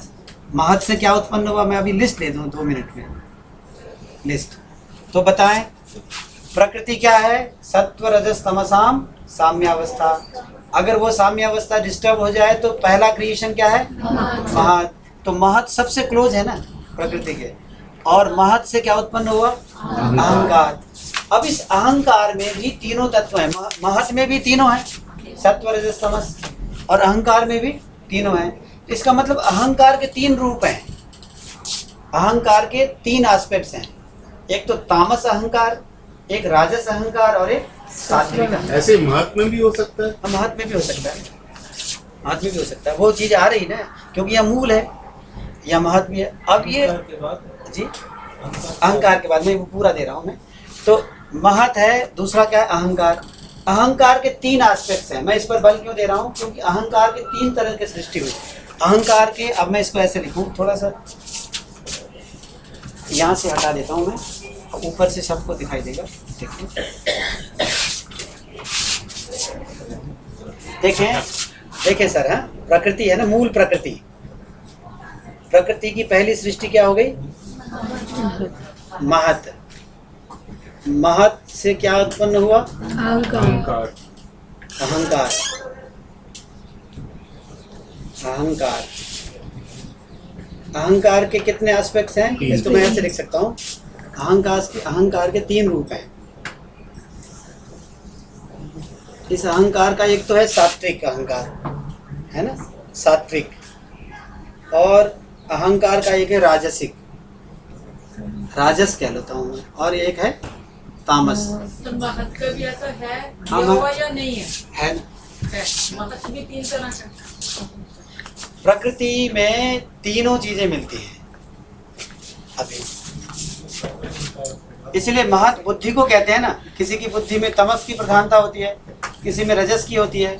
अभी इसको एक बिल्कुल समझ चला गया। देखिए, तो अहंकार के कितने एस्पेक्ट्स हैं? 3 हैं, सात्विक अहंकार, राजसिक अहंकार और तामसिक अहंकार। ये जो सात्विक अहंकार है, इससे 11 तरह की चीजें पैदा हुई। इंद्रिय जिसको कहते हैं, कितने प्रकार की इंद्रिय है मैडम? 5 तो है, ज्ञानेंद्रिय और 5 कर्मेंद्रिय और एक बताएं, मन, बुद्धि, मनस। मनोबुद्धि अहंकार चित्तानि नाम। ठीक है सर। तो देखिए, ये जो सात्विक सृष्टि, क्योंकि इंद्रियों से जानना होता है ना, सत्व का गुण है प्रकाश, तो इससे कितनी सृष्टि हुई बताएं? 5। तो 5 ज्ञानेंद्रिय और प्लस 5 कर्मेंद्रिय प्लस 1 मनस, तो कितने हो गए?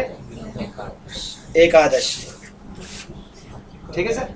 5 ज्ञानेंद्रिय होते हैं ना सर, ज्ञानेंद्रिय और कर्मेंद्रिय, और एक मनस, उभयात्मक इंद्रिय कहते हैं उसको, मनस। ये तो है एक्सटर्नल ऑर्गन्स और ये है इंटरनल ऑर्गन, जानने के साधन है ये। इसीलिए ज्ञानेंद्रियों को, कर्मेंद्रियों को और मनस को बिल्कुल ठीक रखना जरूरी होता है। अगर जानना है, जानने की क्रिया इसी से घटित होती है। तो ये सात्विक, इसीलिए सात्विक है। 5 ज्ञानेंद्रिय, 5 कर्मेंद्रिय और 1 मनस। अच्छा, राजस से कुछ भी उत्पन्न नहीं हुआ है, फिर आप कहेंगे फिर क्या कर रहा है वो? रजस सात्विक गुण को, इसको उत्पन्न करने में हेल्पिंग हैंड प्रोवाइड कर रहा है। You must give some role to रजोगुण। अच्छा, ये देखिए राजस। अब तमस से क्या उत्पन्न हुआ? अब मैं यहाँ आ रहा हूँ। तमस से क्या उत्पन्न हुआ? ये जो बेसिक फंडामेंटल एलिमेंट्स हैं ना जो संसार के, इसको तन मात्रा कहते हैं। तन मात्रा। तत् का अर्थ क्या बताया था सर अभी? दैट। मात्रा माने only, that only. That only का मतलब क्या है? अब इसको देखिए, इसमें से 5 चीजें उत्पन्न हुई। क्या क्या है? रूप, रस, गंध, स्पर्श और शब्द। तो तो इसको कहते हैं रूप तन्मात्रा। रूप तन्मात्रा। और अगला क्या है? रस तन्मात्रा और गंध तन्मात्रा और रूप रस गंध स्पर्श, स्पर्श तन्मात्रा और आगे क्या है? गंध तन्मात्रा। रूप रस गंध स्पर्श और शब्द। रूप रस गंध स्पर्श और शब्द। रूप तन्मात्रा, इसको रट लेना है। रूप तन्मात्रा, रस तन्मात्रा, गंध तन्मात्रा और स्पर्श तन्मात्रा और रूप नहीं, मैं कुछ गलत कर रहा हूँ। रूप रस गंध स्पर्श शब्द, शब्द। ये देखिए, ये शब्द रूप रसगंध, रूप रस गंध स्पर्श शब्द। हाँ, अलग अलग मतलब तेज वायु और आकाश है, इसलिए तो बोलता हूं। आकाश का शब्द आना चाहिए। आकाश का शब्द। हाँ हाँ, अभी कर लेते हैं जो भी हो। अब मैं कहना क्या चाह रहा हूँ कि ये जो तन्मात्राएं हैं, अब तन्मात्राओं के बाद में क्या होता है? रूप तन्मात्रा से क्या उत्पन्न होता है? रूप से पृथ्वी नहीं, अग्नि। अग्नि। रूप से अग्नि और रस से जल, जल और गंध से पृथ्वी, पृथ्वी और स्पर्श से वायु, वायु और शब्द से, हाँ सर इसलिए कह रहे हैं आकाश को पहले आना चाहिए। अब सर ये जानने की बात क्या है कि देखिए यहाँ जानने की बात देखें, इसमें और इसमें अंतर क्या है? रेखा आप बताओ, इसमें और इसमें क्या अंतर है? इसको तन्मात्रा क्यों कहते हैं? क्योंकि सर वेदांत में इसकी बड़ी चर्चा होती है। ये जो अग्नि है ना, अग्नि ओनली नहीं है। अग्नि में 50% तो अग्नि का एलिमेंट है, बाकी 12.5 या 12.25 कितना होना चाहिए? 50, 4, बाकी 4 से आए हुए हैं। उसको अग्नि इसीलिए कहते हैं, वो प्रीडोमिनेंटली अग्नि है। उसको अग्नि इसीलिए कहते हैं कि वो प्रीडोमिनेंटली अग्नि है। उसमें अग्नि रूप का एस्पेक्ट ज्यादा है, 50% है। इसको पंचीकरण कहते हैं वेदांत की भाषा में, कि रूप से अग्नि जो है, रूप तो प्योरेस्ट फॉर्म में केवल रूप है। अग्नि क्या है? ठीक है तुषी, इसको समझ रहे हैं? अग्नि क्या है कि रूप की 50% है और बाकी कितने परसेंट होगा? 12.25 है ना, पंचीकरण में आता है ना। इनका विषय है वेदांत। कम्युनिकेट हो गया ना आइडिया? तो इसीलिए इसको आप तन्मात्रा नहीं कहेंगे, इसको ये कहेंगे, ये सब के सब। अब बात ये बताना चाह रहा हूँ सर कि न्याय वैशेषिक में ये क्या है? अणु है, सॉरी परमाणु है। हाँ परमाणु है। अब पूजा जी, न्याय वैशेषिक के अनुसार संसार यहाँ से विकसित होता है, परमाणु से। अब परमाणु से पहले तो बहुत पानी बह चुका होता है वेदांत के अनुसार और सांख्य के अनुसार। सर ये अग्नि वाली बात समझनी है एक बार प्लीज। अग्नि वाली बात पंचीकरण पढ़ रखा है। पंचीकरण में क्या होता है कि रूप का 50% लिया जाए। देखने में तो हलवा बनाते हैं ना, हलवे में सबसे ज्यादा क्या होता है? सूजी वाला पार्ट होता है, बाकी थोड़ा थोड़ा होता है ना। पानी। ऐसे ही इसमें से रूप की मात्रा 50% है, बाकी मात्रा इसमें से है। इन सब में से। हाँ, ये इंग्रेडिएंट्स हैं, सब कॉम्बिनेशन ऑफ द इंग्रेडिएंट्स, ये प्रधान। ठीक है सर, अब मैं एक सेकंड और मैं बताना चाह रहा हूँ सर, कितने पदार्थ हो गए इसको और देखते जाइएगा सर। देखिए कितने पुरुष एक पदार्थ है, 1 2 3 4 और 11 और 4 कितने हो गए? 16 हो गए। 16 और 5 11 और 4 15। हाँ 15 हो गए है ना। 15 और 5 20 और 5 पंचविंशति। तत्पद्यः यत्र कुत्रापि वै वसन् जटी मुंडी शिखी वापि मुच्यते नात्र संशयः। यही जानना ज्ञान है। और इसी ज्ञान से मुक्ति होती है, ऐसा शांति पाठ बस प्लीज एक मिनट शांति पाठ